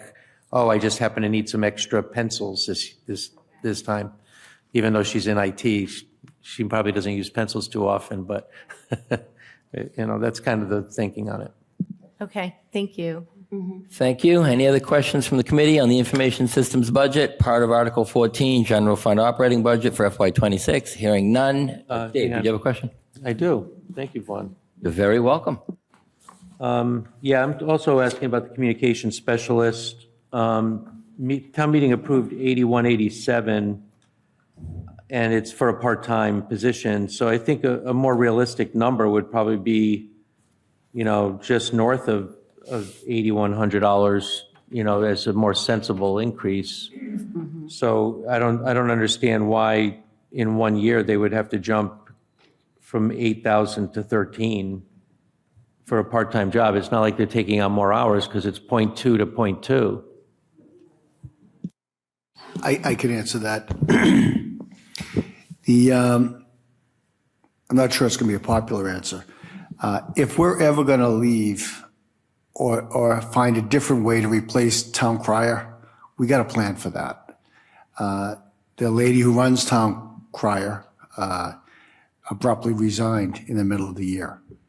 And it would have been, the last publication would have been the previous week. And I believed at the time that that would create tremendous unrest in this town. I asked her what it would require. I mean, she's paid peanuts for what she puts out, and we agreed on that increase. As you heard from Mr. Gito, he'd like to do away with the town crier. I just need to get input from the community before we move in that direction. I didn't want to lose someone in an emergency abrupt way like that. Thank you. Thank you for that, Okay, Mr. Calder. I guess then, so you're saying that a part-time, so it's only 20% of a full-time, right? So. Correct. So they're working like, what, 10 hours a week or less? I don't know how long, through you, Mr. Chair, I don't know how long it takes her to produce it. She doesn't give us that level of accounting. It's a lump sum. And at that time, I believed it was a bit of a crisis because the town depends on it. So I provided an incentive for her to stay as we try to figure out what we're going to do Oh, long term. I see value in the service. I do as well. I do. That's why I was just thinking that in order to keep it from getting kind of with this shocking number, that, you know, that the number should be just a little bit more of a gradual increase. I had instead to, of, I'm you know, sorry, excuse me, I'm sorry. Yeah, that it would be a little bit more palatable for town meeting to say, yeah, let's keep doing this thing called town crier. I would have loved to have done that. I had to deal with the crisis in front of me at the time. I didn't want to have a week go by where our citizens didn't have a service that they've been relying on. And that's what it took to keep the trains running on time. All right, so if town meeting doesn't go along with this program, then are you going to be in a new crisis on the other side of town meeting, or what are we talking about? Well, it will be a crisis. I can't speak for the lady. She's a real professional. My sense is she'll probably say enough is enough and walk away, and we'll have to figure out how to replace that service. Thank you, Vaughn. You're welcome. Any other questions from the committee? Information systems budget. Questions or comments from the public? Information systems budget, part of Article 14, general fund operating budget for FY26. Hearing none, we'll go to the next item. We have town accountant. Thank you very much, Trish. Oh, wait, you know what? Hang on. Let's jump down. We're not going to go to town accountant. Excuse me. We're going to jump down to Article 25, information technology. I looked again. I thought, wait a minute. That's great. Thank you. Thank you so much for doing that out of order. I do have an article. It's for our network switches and our firewalls. We have two firewalls, one in Town Hall and one over at the police station, and they're high availability, so we have backups for each one. It's 4 pieces of equipment, and then these switches are all the switches for the whole town side.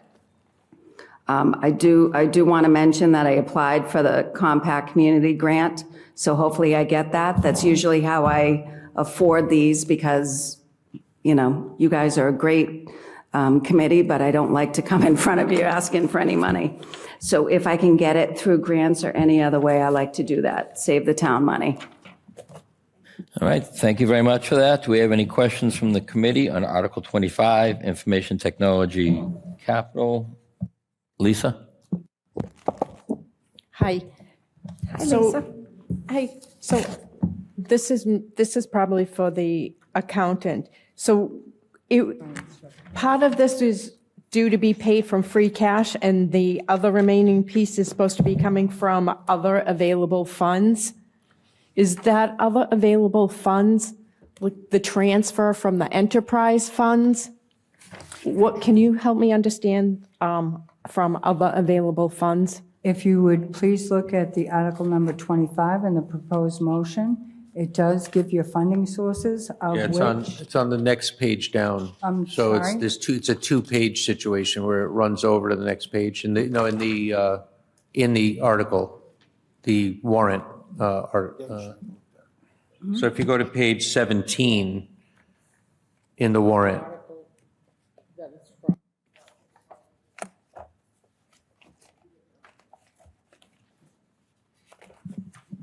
I mean, a question might be is what year were these? Multiple pages.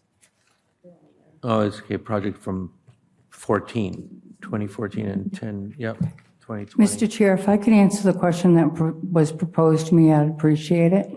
Thank you Feel very free much. to answer the question. Oh. Article 25, on page number 17, you will find the funding sources.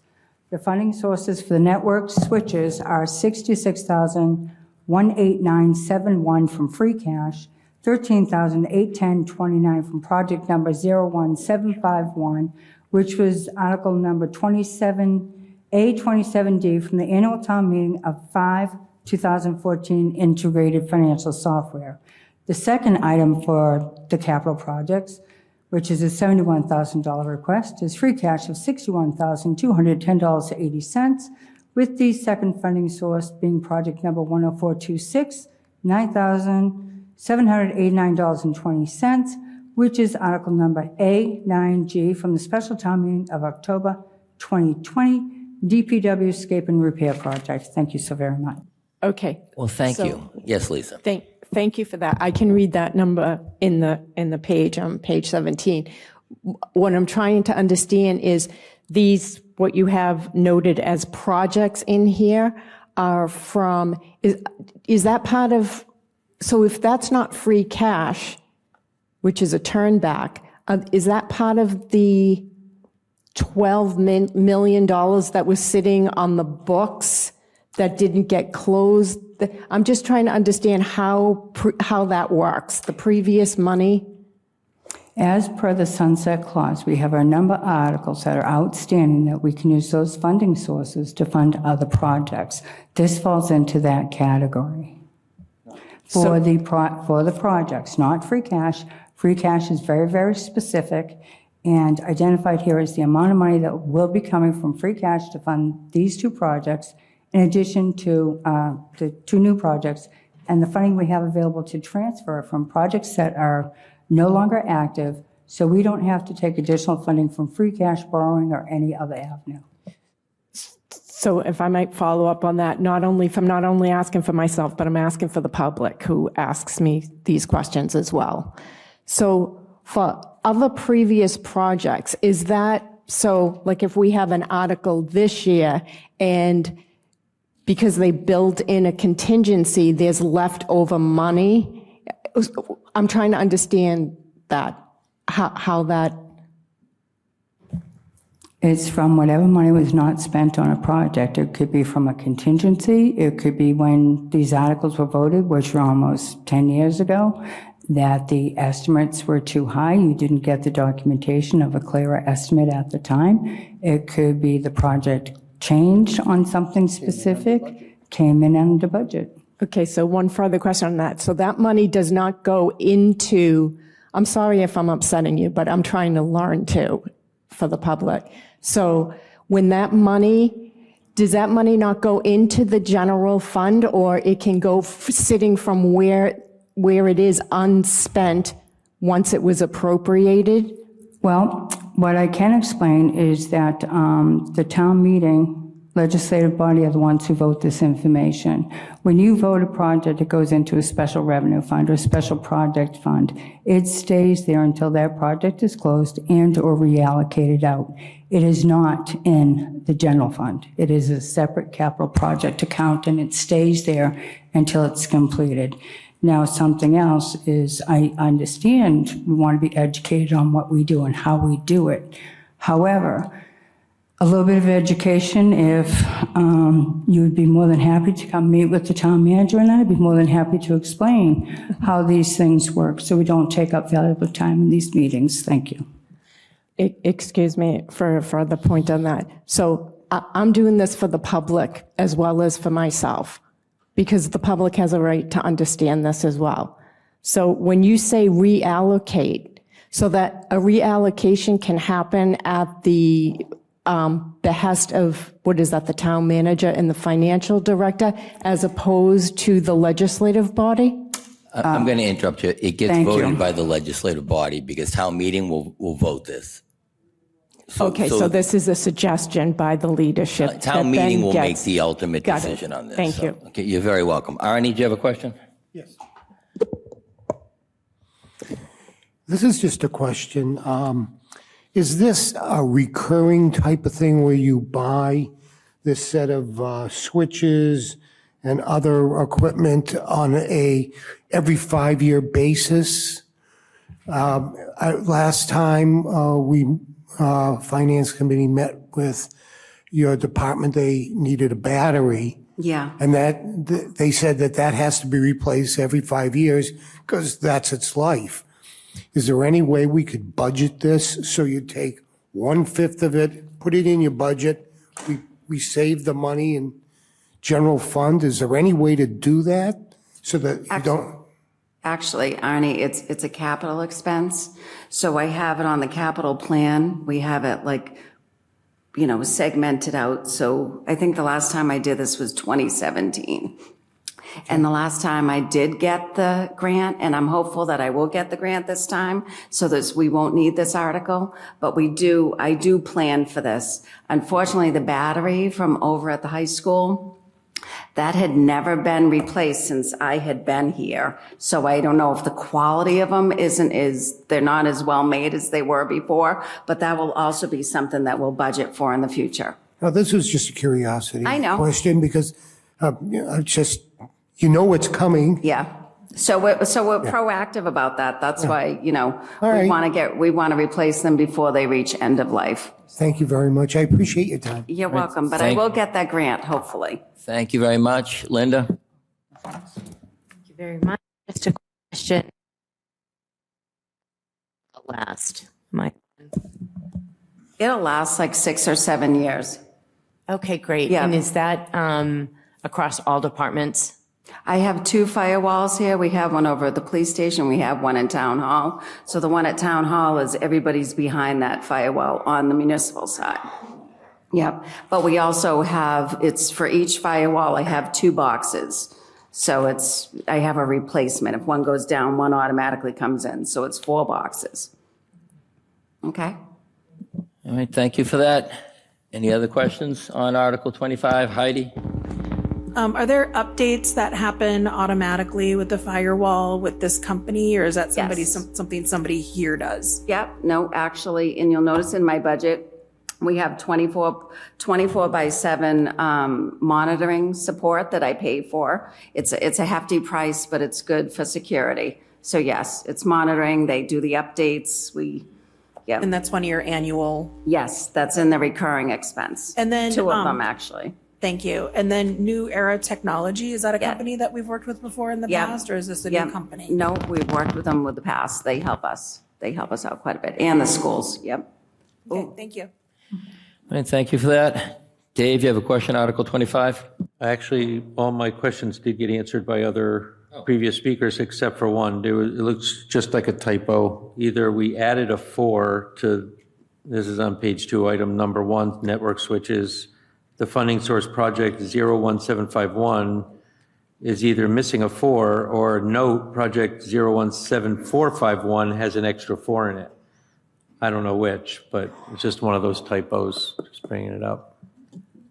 All right, thank you for pointing that out. Hopefully we can iron that out, whatever the typo is. Any other questions from the committee? Article 25, Information Technology, IT Capital. Hearing none. Lisa? I just have a quick question.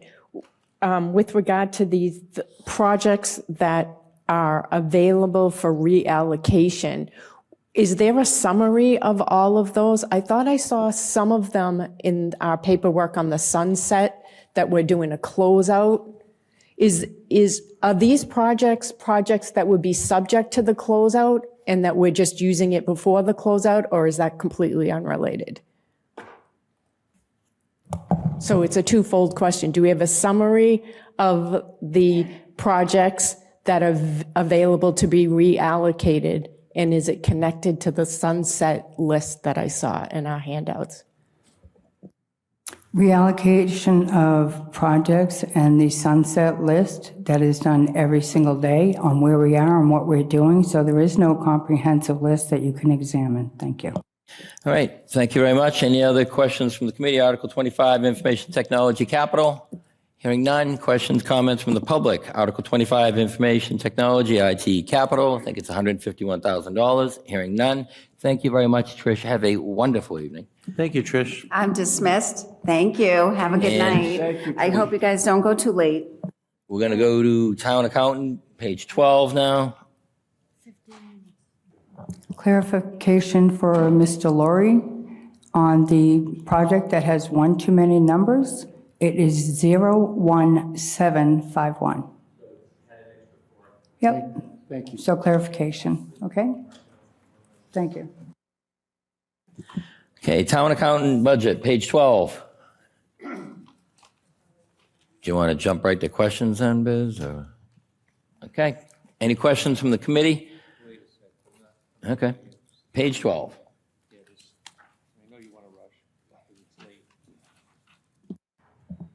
Mr. Chairman, may I give you a brief introduction? That'd be great. Thank you. Very quickly. When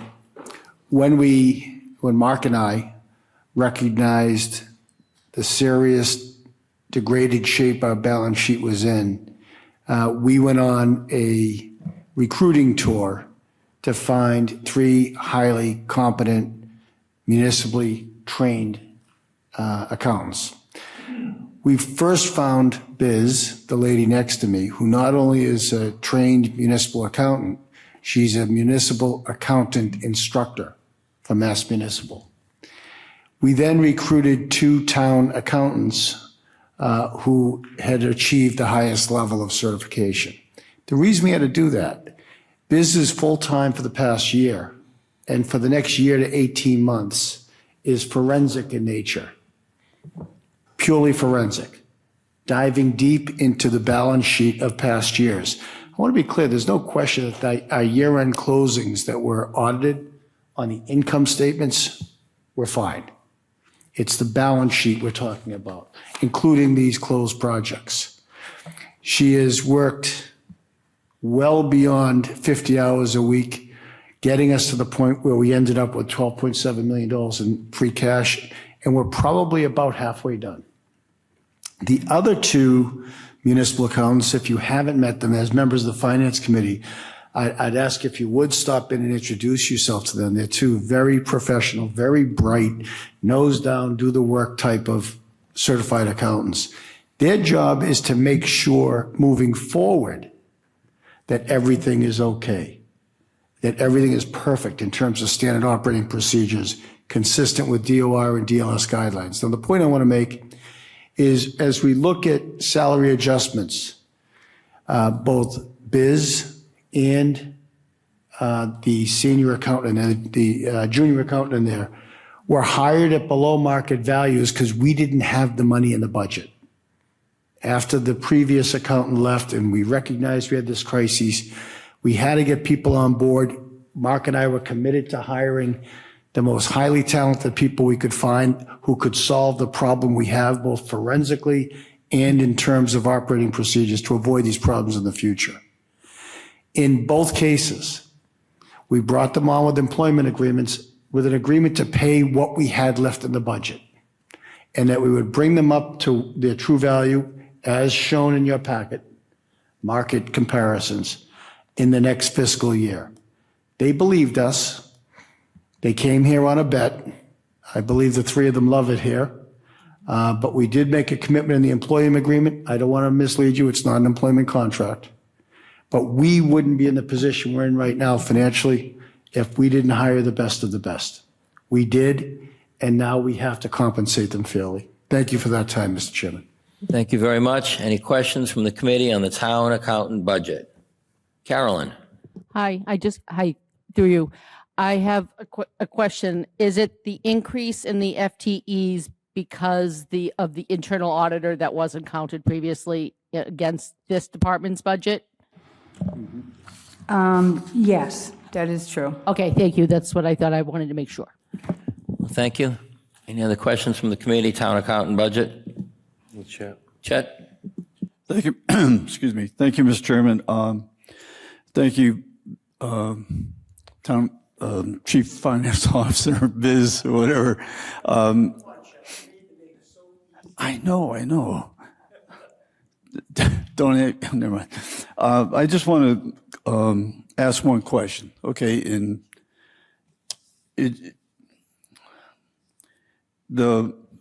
I understand about the merit raise, things like that.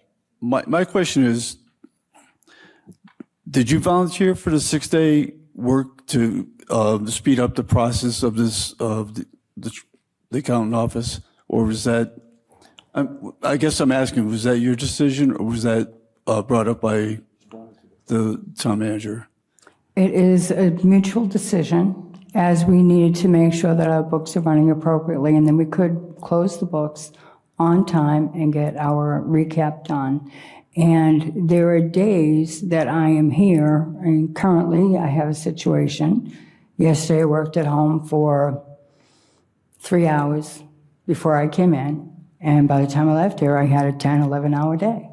So it is something that I need to do with mutual work ethic from the employees who work for me and with me to make sure that we make the books appropriate. So yes, it is voluntary and non-voluntary at the same time, because otherwise, more than likely, we would have had to hire a consultant.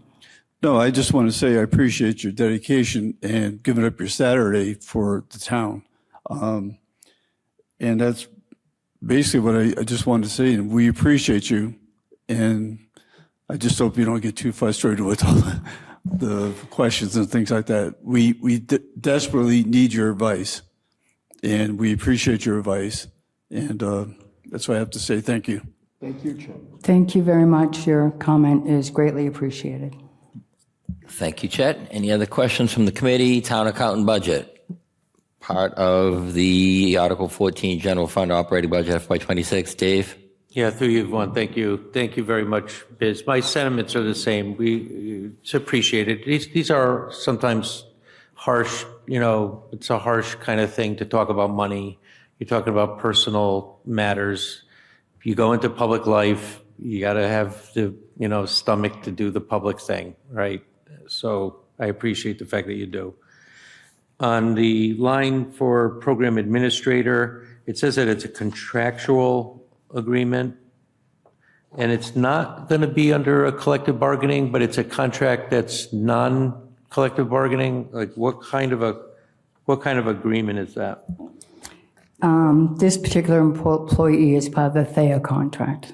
Oh, this is a THEA Employee, correct. And part of THEA requires us to go to 16% on this one employee.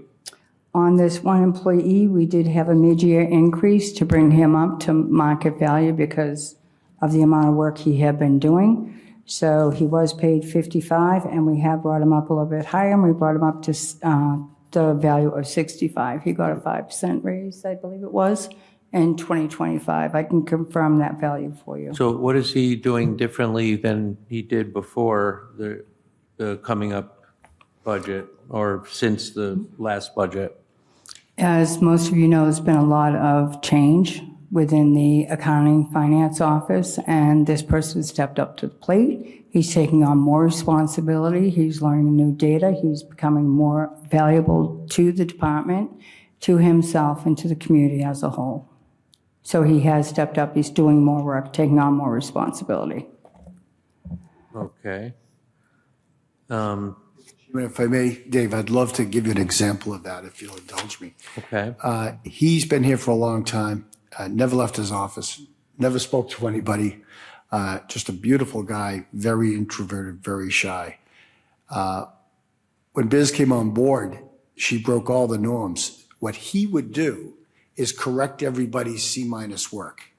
We talk about that a lot. As it was coming in from the remote offices, Biz came in and said, we're not going to do that anymore. You're going to go out and you're going to train people because we're not going to hire additional people to deal with C- work. He literally, outside of his comfort zone, went to every office that submits invoices and brought them through a standing operating procedure and provided all the guardrails so that now the work that's coming in from remote offices can be approved without correction. So it's a guy that truly has done so much for so long, but has helped change the culture here. And we had to go to the union and get permission to give him a merit increase. Well, that's where I was going to go next with the question. I didn't understand how a broad contract allows something unusual like that. Can't deviate. We can't, as you know, Dave, we can't deviate from the contract without written consent from the union. And they supported it, unanimously, but not all unions do. We, just as a side note, tried to give a couple of $100 bonus to those guys who've been out doing those water breaks for 2.5 weeks, and the union said, no, you can't do that. So it's not always the case, but it was the case here. So a follow-up question has to do with the Collins report. It was expected originally in September, and I already understand the reason was because of all the work, correcting all the, sunset stuff, all that stuff, cleaning up what was done all that stuff. But now here we are, it's already March, we're pretty far along. Can at least you make a statement that we could bite into and say, let's lock it down. This is when we're going to expect the report to come out. We're about halfway through the Collins Center report. The last 2 months after Biz was out sick, the last 2 months, Collins Center didn't have the staff. They have the staff. We're actively working on it. I'd say we're half to 60% through the first draft. It'll be a great document, and we're excited about it, but we had to have Biz or a member of our team supervise Collins Center because they don't know our town. They don't know what policies we already have that need to be incorporated. It was a simple matter of not having the resources to work with them as we were dealing with this balance sheet crisis. All right, and here's a follow-up to that. Thank you for that answer. And is from the meetings that I've gone to, we've had presentations at the ATFC meetings in which towns much smaller than Stoughton, but nonetheless, they adopted the policies that were, recognized by the state and got awards for it, and they were able to present to, towns all over the place about how they successfully did it. And the method that they used was to take a portion of the policy statement and test it into the system by introducing it. Didn't have to be the entire document. It was done into like, let's take a category and just push that into the system and see if we have the ability to adopt it instead of just doing it like boiling the ocean all at once, because you're going to be taking on quite a bit. So sometimes doing it in chunks is at least a way to say, yeah, we have the kind of infrastructure that kind of sets you up for success on it. Collins Center did not suggest that approach because they recognize that we're not a town in crises as it relates to policies and standard operating procedures. We've only had one instance in the past 12 months of an employee spending money outside the standard operating procedure, and she was terminated on the spot. So we have very strong controls. Employees know how to get things done, and they follow. So we're not dealing with a crisis of any proportion, but I do agree with you. We agreed when I first met you. We need to formalize these policies. Many of the policies that will be formalized will be very familiar to employees who follow them every day. But it is a priority, Dave, so I'm glad you asked for the update. All right, thank you very much for that. Do we have any questions from the committee on the town accountant budget? Part of Lisa. Actually, it's just a follow-up to Mr. Calter's. When you were talking about the policies that you were following for this budget earlier, are you talking about in this document here? Which of the mirrored documents were you talking about? Restate that, Lisa. I'm not sure I understand. You earlier in this committee meeting mentioned that we were given policies, and I'm wondering if it's in this, is this the guideline you were saying? I didn't remember getting something that said policies. It was because we got a lot of emails. Sure. It was the budget guidelines that this team presented to the select board. They weighed in, they amended it where necessary, everything from FTEs to COLAs to free cash, how we're going to use it, what we're going to pay down, what we're going to invest in, the capital plan. Those are the guidelines. I'm just asking if those guidelines are incorporated here. It says the town manager's budget presentation to the finance committee, or was it in a separate document? Because it was in the finance committee. Is when we transmitted the budget, we sent those guidelines with the budget. It was sent to every member. It's been sent to every town meeting member as well. All right, thank you for that. Do we have any questions from the committee on the town accountant budget, part of Article 14, general fund operating budget, FY26? Hearing none. Questions, comments from the public? Town accountant budget, part of FY26. Carolyn, did you have a question? I'm sorry, I didn't happen to see you. I'm sorry, just a quick one. The policies that the previous speaker was referring to, those were policies that you made for the selectmen to follow, and then you just notified us? No, those were budget, the selectmen make the policies. Okay. It was budget guidelines in October. Proposed. That we proposed to them. And They amended, and they were their guidelines So once their they. guidelines that was followed. Thank you. All right, and it's their policies, and you just let us know what their policies are. Yes, ma'am. They told us how to build the budget. Thank you. Thank you. All right, thank you. Any other questions from the committee? Town accountant budget, part of FY26, Article 14, general fund operating budget, hearing none. Questions, comments from the public? Town accountant budget, part of Article 14, general fund operating budget, hearing none. Next item, we have retirement of debt, page 72. Mr. Chair, retirement of debt is self-explanatory. There is one department note in this, and with the forensic accounting that I have been doing, it was discovered that in 2025, that the town meeting over appropriated by over $900,000. So that's why you see the dramatic cut from the 2025 town meeting approved debt retirement to the 2026 request for debt requirement. Well, thank you very much for the explanation. Any questions from the committee on retirement of debt budget, page 72? Lisa.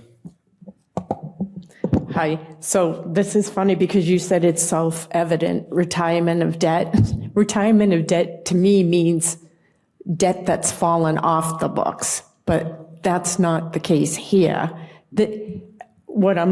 I just want to make sure this is the debt that's currently on the books. Is this debt inside the budget or outside the budget?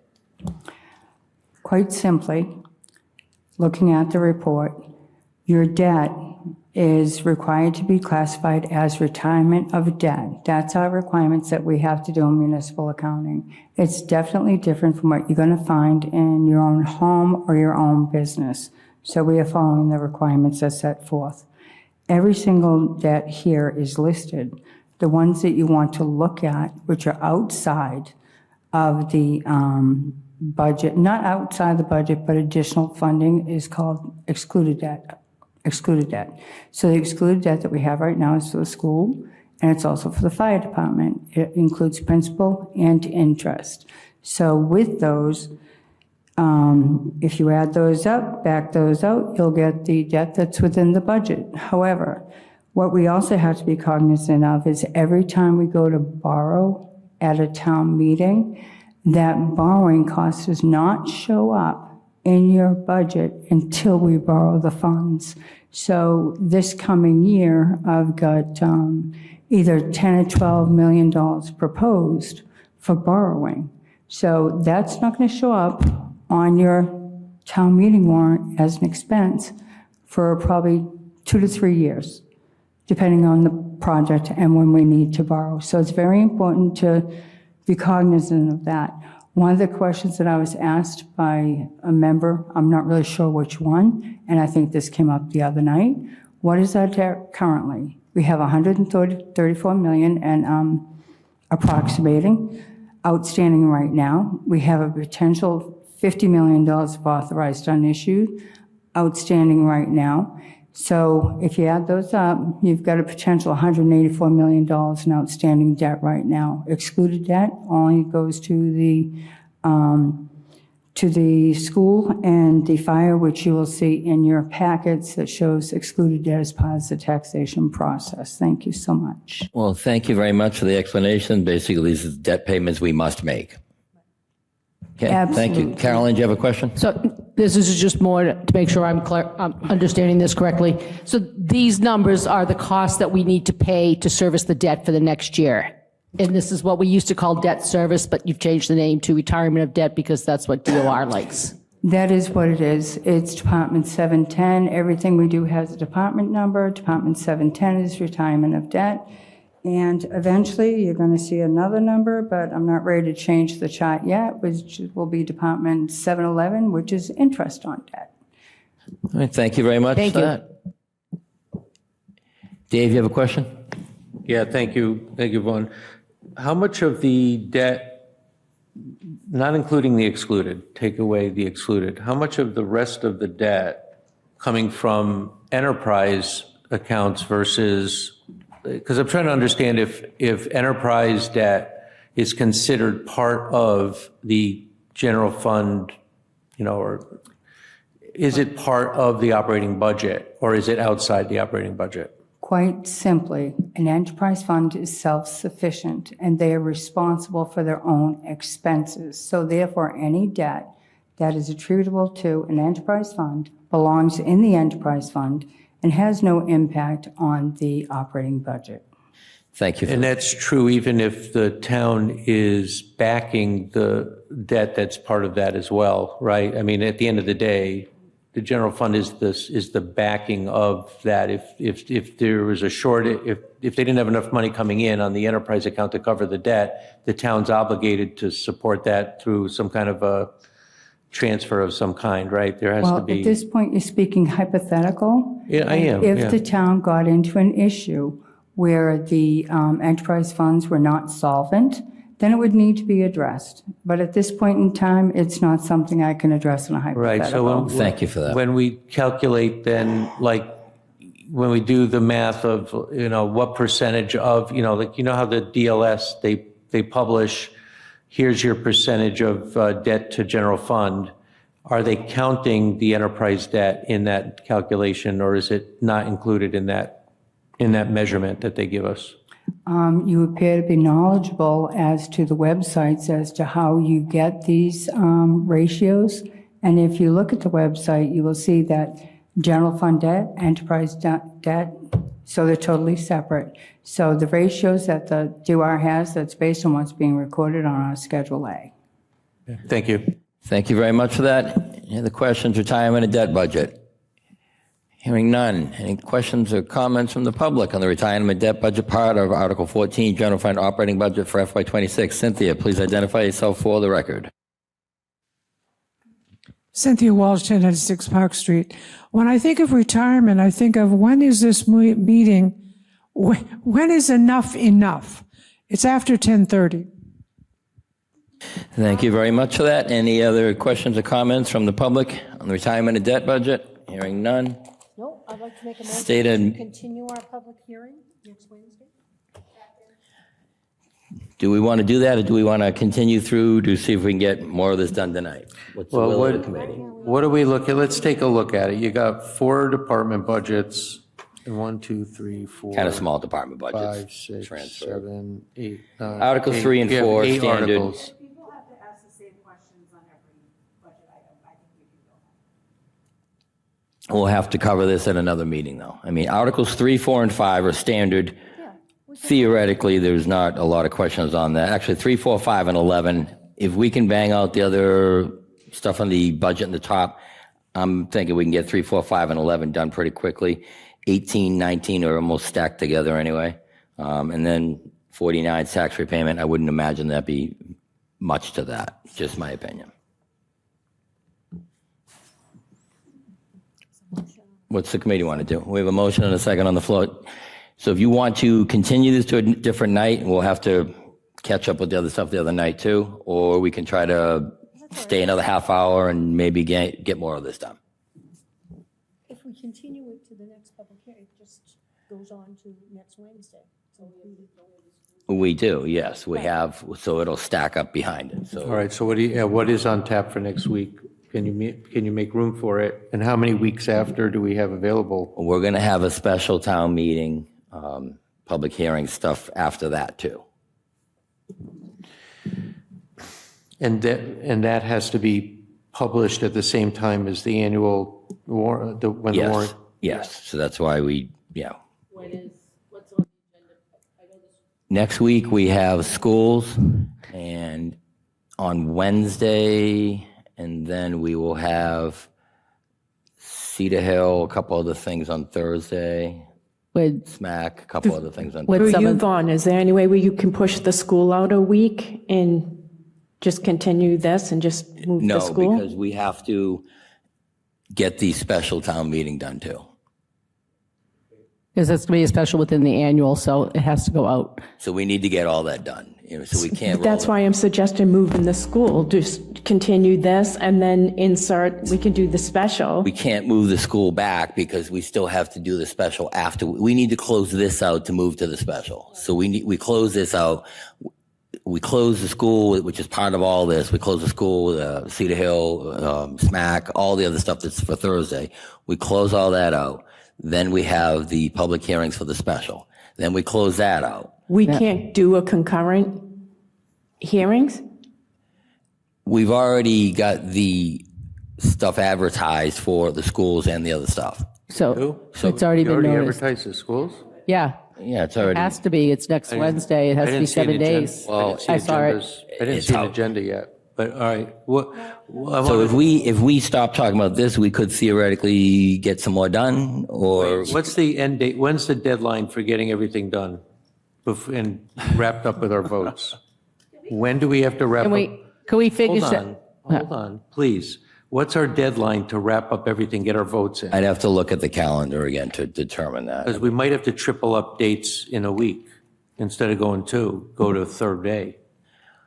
So does the committee want to go through another, I don't know, half hour or so, see what we can get done? I think we can get a lot done. I'd like to go through a half an hour, and then I we could think we always should stop reconsider at it. 10:30. I mean, people have to go to work, or have other obligations in the morning.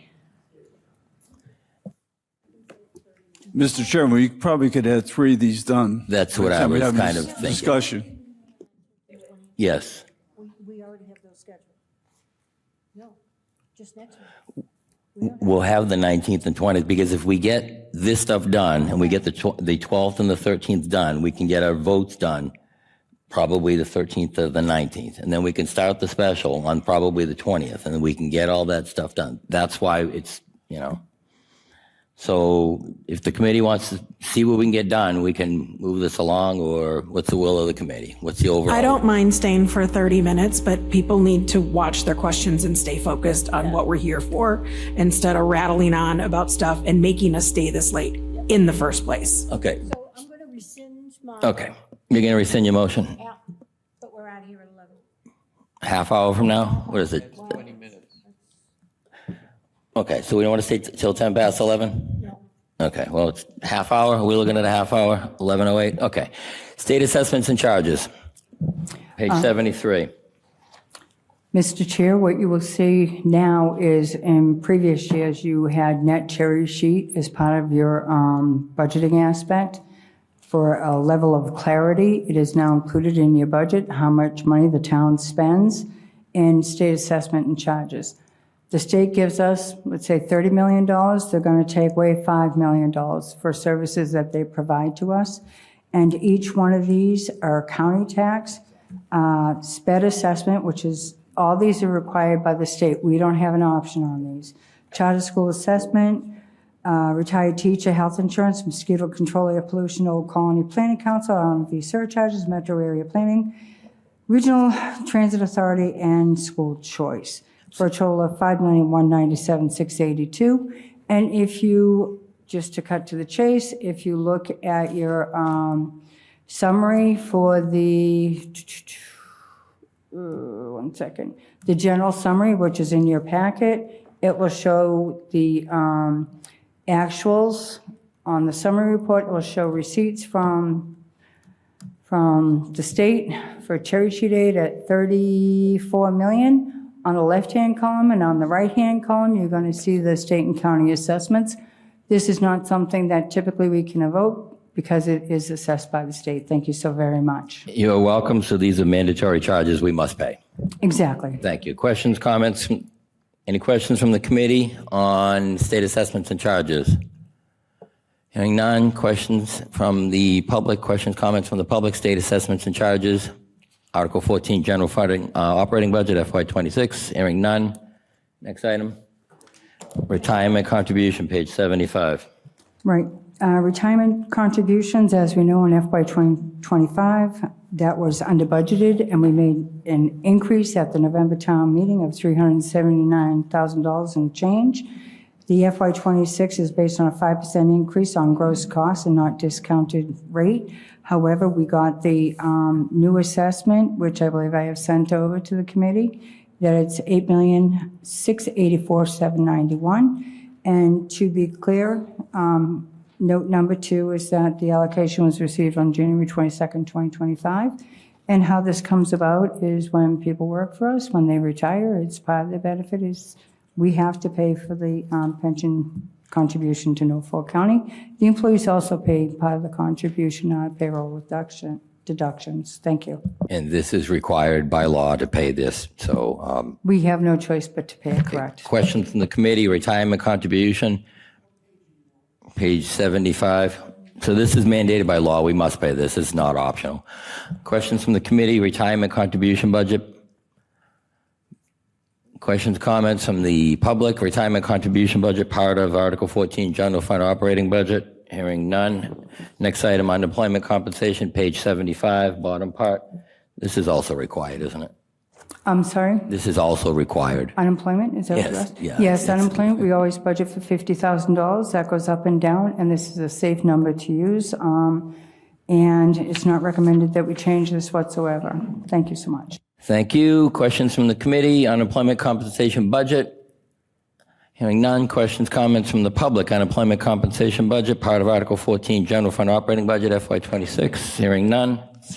Next, we have transfer to other funds, page 76. Transfer to other funds, what we're doing, and this will be going forward in the budgets, is that we will be contributing an amount to the OPEB trust fund at $100,000 per year, now and in the future. The reason that we're doing this is because this has an impact on our borrowing, and it's one of the things in the packet, the report from the town manager to the finance committee. You'll find the Moody's rating report, and these are one of the things that they're asking that we show more effort in contributing to the OPEB or future benefits for employees.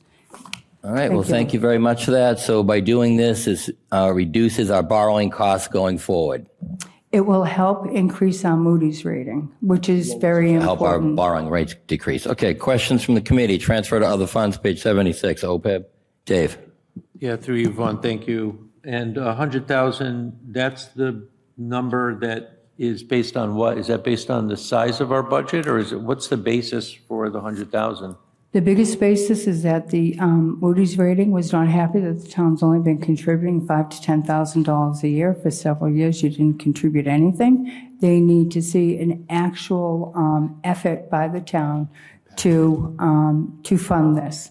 And this is a long-term issue. We know that OPEB is a liability for every single community, and this is something that is going to help us in the long run. Right, but Thank you. it's not an arbitrary number. It's based on some No, this- formula of some kind, no? This is a number that we, as the Budget Committee, sat down, discussed, and it's also part of the policy that was set forth by the Select Board that we contribute $100,000. Okay, so they don't give you a formula to determine this number. That's what you're saying, okay? That is Dave- absolutely correct, sorry. Dave, if I may, Mr. Chairman, there are several communities that will make an argument that it makes no sense to contribute anything, and they contribute zero. It's just not advisable by our auditor or by our bonding agency. Bonding agency came right out and said, we are on the cusp of a bond increase. This was one of the factors they were looking at in considering a bond increase for us, which will have a profound impact on our interest rates moving forward on borrowing. Wait, so you're, right now we're AA2? Yeah, small a. Yeah. Yeah. And with that, what's preventing us from going up to the next level? Leverage, commitment to OPEB,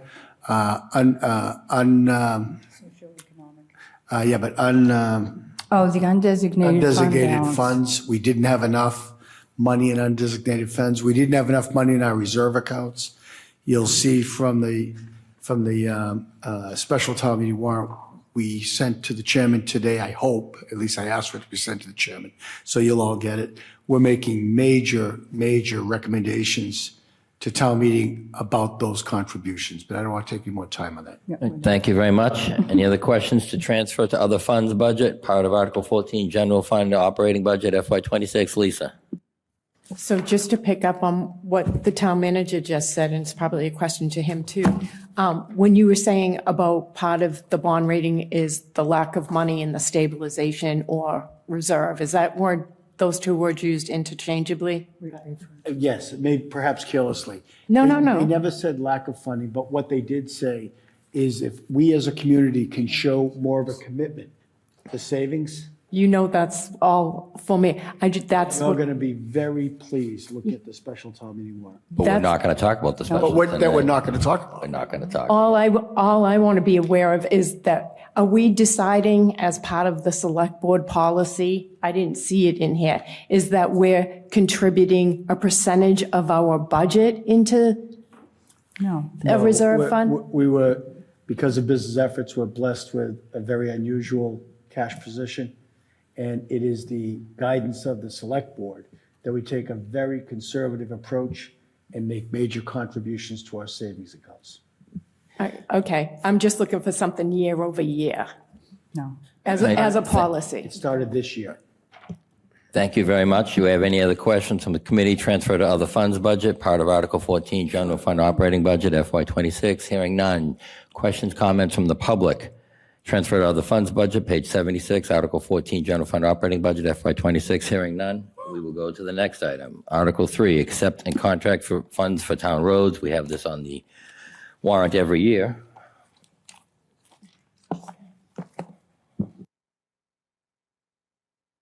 There's no comment as it's a repeat. They're all housekeeping articles. Article number 3, Article number 4, Article number 5, and Article number 11, housekeeping articles, which are repetitive each year. Questions from the committee? Article 3, accepting contract funds for town roads. Can we make a motion to accept all of those? You want to make a motion to, 6, 7, 8. oh, hang on. We have 3, 4, and 5. It's Articles 3, 4, Oh, and I'm 11. saying the numbers, 3, 4, sorry. 5, 3, 4, 5, and 11 are housekeeping things that are on here every year. If you want to make a motion to put them all together. Who's the motion from? Second. John's the second. An area of agreement, let's celebrate. Okay, the motion and a second to hear 3, 4, 5, and 11 together. Is that correct? Yes. All in favor? All opposed? Hearing none. We'll hear 3, 4, 5, and 11. Article 3, accepting contract funds for town roads. Article 4, apply for and accept federal state funding. Article 5, disposal of town property. Article 11, reauthorization of revolving funds. Any questions from the committee on Articles 3, 4, 5, or 11? Carolyn?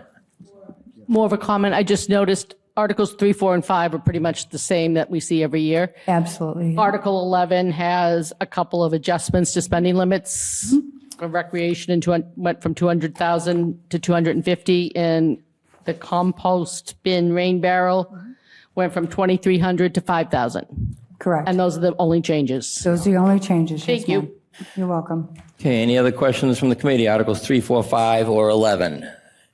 Hearing none. Questions, comments from the public? Articles 3, 4, 5, and 11. Accept contract funds for town roads. Article 3, apply for and accept federal state funding. Article 4, dispose of town property. Article 5, reauthorization of revolving funds. Article 11.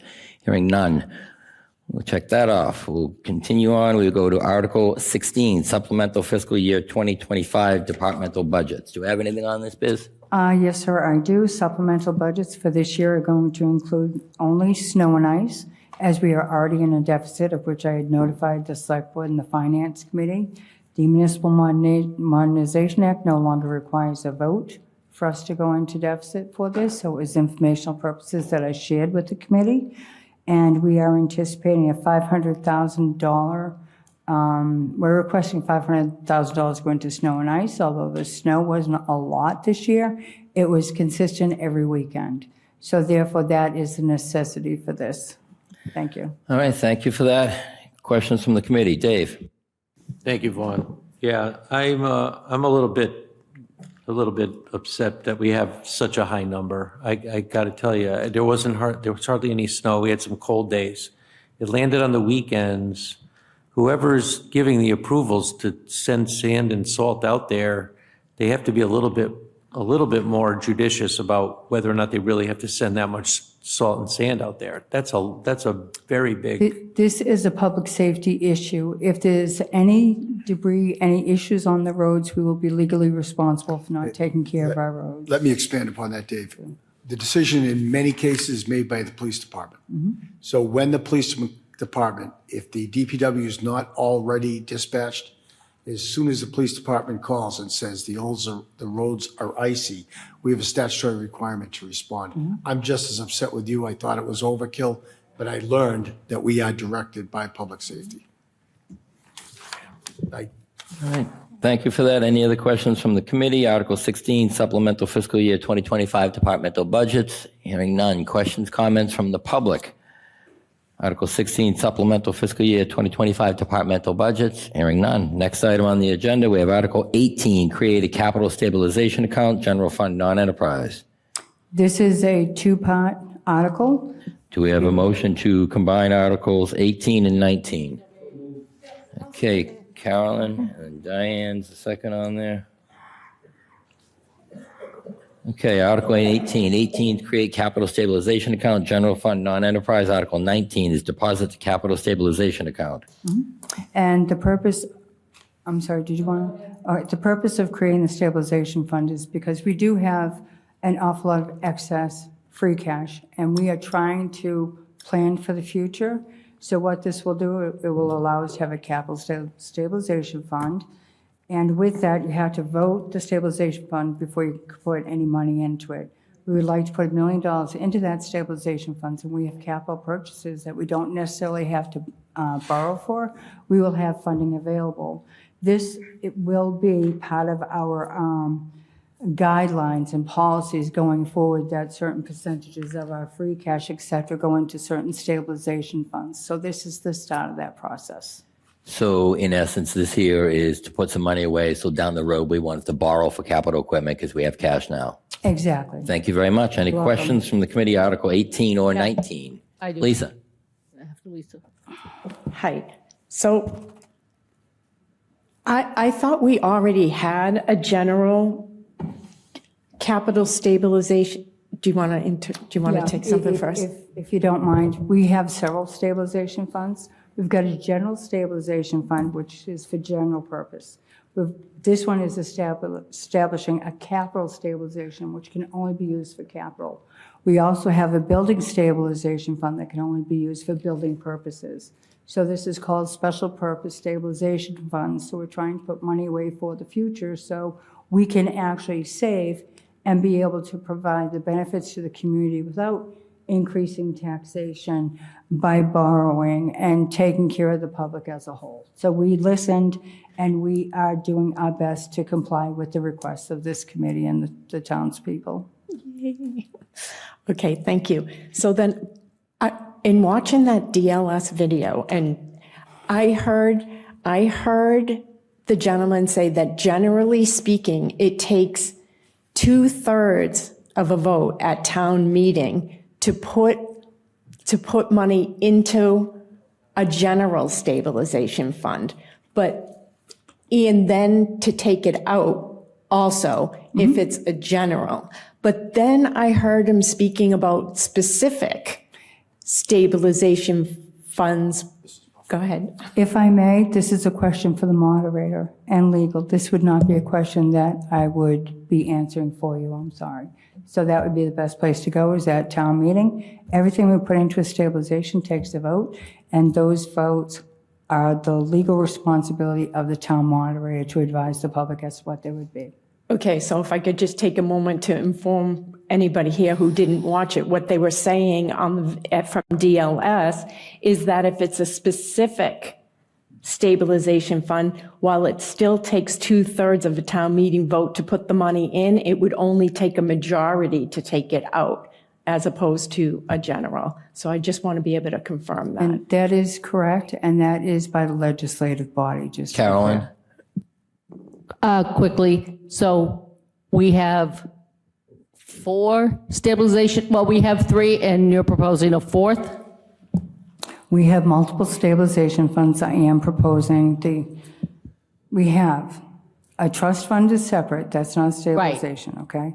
So we've got general stabilization. We have fire apparatus stabilization. We have got sped stabilization.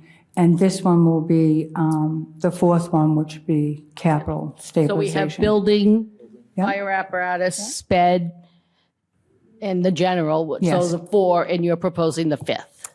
Yes. Thank you. I just wanted to, I know we have them and I can't keep track of them. Oh, well, it's kind of tricky. All right, thank you for that. Dave, you have a question? Yeah, Vaughn, thank you. So which of the accounts are considered the general stabilization versus the specific ones that we've been hearing about? So this represents a specific one? Every single stabilization fund has its own fund number, because we work in fund accounting, we don't work in regular accounting. So it has its own fund, it goes strictly into that fund for that purpose. It can only be voted out of that fund for that purpose as voted via town meeting. Does that answer your question? So this is capital specific? Yes. And that makes it so that you vote for just a majority vote to take it out? Whatever the legislative body So- votes, and the advice of the town moderator and legal counsel is how we will do The this. minimum is some number of 50% plus Every- one, whatever. Every Okay. single vote we have has got majority, 9/10, 2/3, and it's all dependent on what the motion is written for, et cetera. So that is something that, again, falls under the town moderator. So I would not be comfortable answering any more questions I'm on just that. telling you from my perception of what our general stabilization fund was very much a capital source of funds. I actually thought that we had a general stabilization that could actually handle capital. I actually thought so. Is this a revelation that, oh, by the way, Dave, you're actually have to rethink how you process what a stabilization? What I would do, and I would rethink, is your general stabilization fund, unless there's a severe emergency, should not be touched, and it should always stay there. The special purpose stabilization funds is giving us money that we can take from a specific fund for a specific purpose. So that's why you don't want to touch a general stabilization unless you're putting money in. That's like You don't want to weird, take it out. okay, so that's to protect us on our borrowing side. It keeps liquidity, that kind of thing, It's right? to protect us on many levels. Okay, so. Mr. Chairman, just as a general statement, as a follow-up to Dave, I think this is an area of general consensus between the Select Board, the Finance Committee, and the public.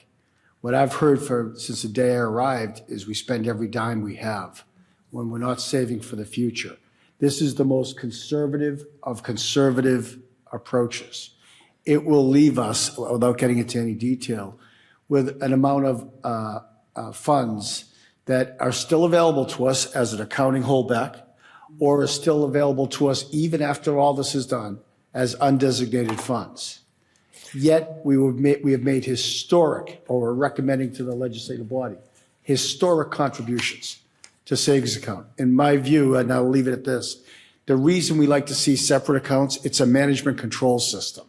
It's got to bring real discipline to what that money's being taken out for. Is there redundancy, though, in the building stabilization? Because isn't every building project considered capital? But every capital is not considered building. Oh, no, I'm saying that if you crushed the building stabilization, wouldn't it be covered under capital? No, because what it is capital equipment purchases. So capital equipment would be a truck, a lawnmower, things like that. So there will be a certain threshold of what we will buy through capital stabilization, which we're working on that policy going forward. And in addition to that, building stabilization, we know that we're going to have building issues coming up over the next couple of years. We have a proposed police station coming up. We have the South School that we're working on, and we also have the community center, which is the old railroad station. But we don't want to get too far into building. No, but that's what we're planning for. because My apologies. Okay, No, I'm it's- staying capital stabilization. I'm just trying to stay tight on this. I I think we understand, can all but agree it's a good day in Stoughton. it's it's interesting because I didn't know after hearing capital when she started, and now understand that it's very specific to equipment and not buildings. How on earth would anybody even know? People would have generally thought, oh, I can use that for a building. If this meeting ended 10 minutes ago, they would have thought that. Absolutely. So we learned that. So it's good. See, we can learn. Thank you. Any other questions, Article 18, 19 from the committee? Hearing none. Any questions, comments from the public? Article 18 or 19? Hearing none. Next item on the agenda, we have Article 49, Tax Repayment Program, which is to accept General Law, Chapter 59, Section 5, Clause 57. Can we defer that one to the next meeting? You don't want to cover that now? Well, I could. And it's pretty Article- straightforward. We're going to accept Okay. to allow seniors to get a tax break. And there's no cost on this, right? Are you talking about Article 49? Yes. ma'am. Is it a tax repayment program? Yeah, if she wants to delay it, it's just one item. I'm just asking. Do you So want the- to cover it now? The tax repayment program, which I am not fully equipped to speak to, is what I'm trying to relay to you. That's where I'd like this to be put off. However, the towns accept Mass General Law 59, Section 5, Clause 57, to allow the Board of Assessors to appropriate monies for and grant property tax rebates to eligible seniors in the amount not to exceed annually amount income tax credit set forth under the so-called senior tax credit. So with that, it does have an impact financially. Every single abatement or every single taxpayer relief does have a financial impact, but we don't know what the financial impact is until people apply for the program. And then also with this, I think you make a big deal. yeah, that's it. That's what it means. Okay. Okay? Any questions from the committee on Article 49, Tax Repayment Program? Yeah. Okay. Any? Yeah, Yes, Lisa? Yeah, I'm sorry, I'm not sure what this is again. Can you clarify for me? Yes, thank you.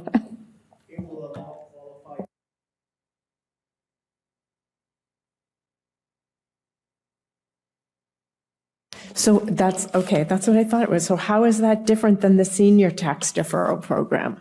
Oh, I'm sorry, I read the wrong one. I read the senior one. That's for seniors, what I just said. Okay, so This one here is also for eligible seniors, right? it's related, it's senior related. But is this the program where a senior can volunteer?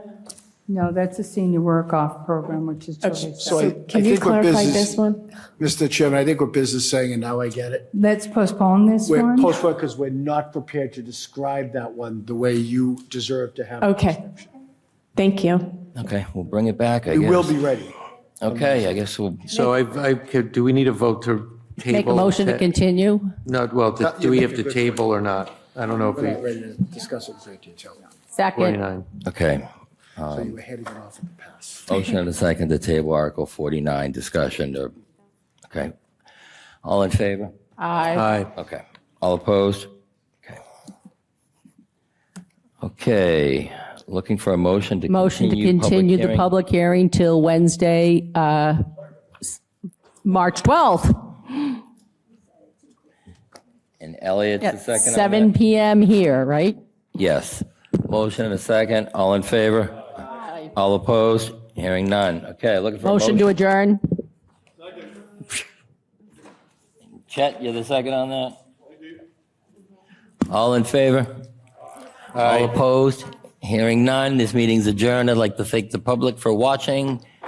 Thank all the department heads who showed up to present. Have a wonderful evening.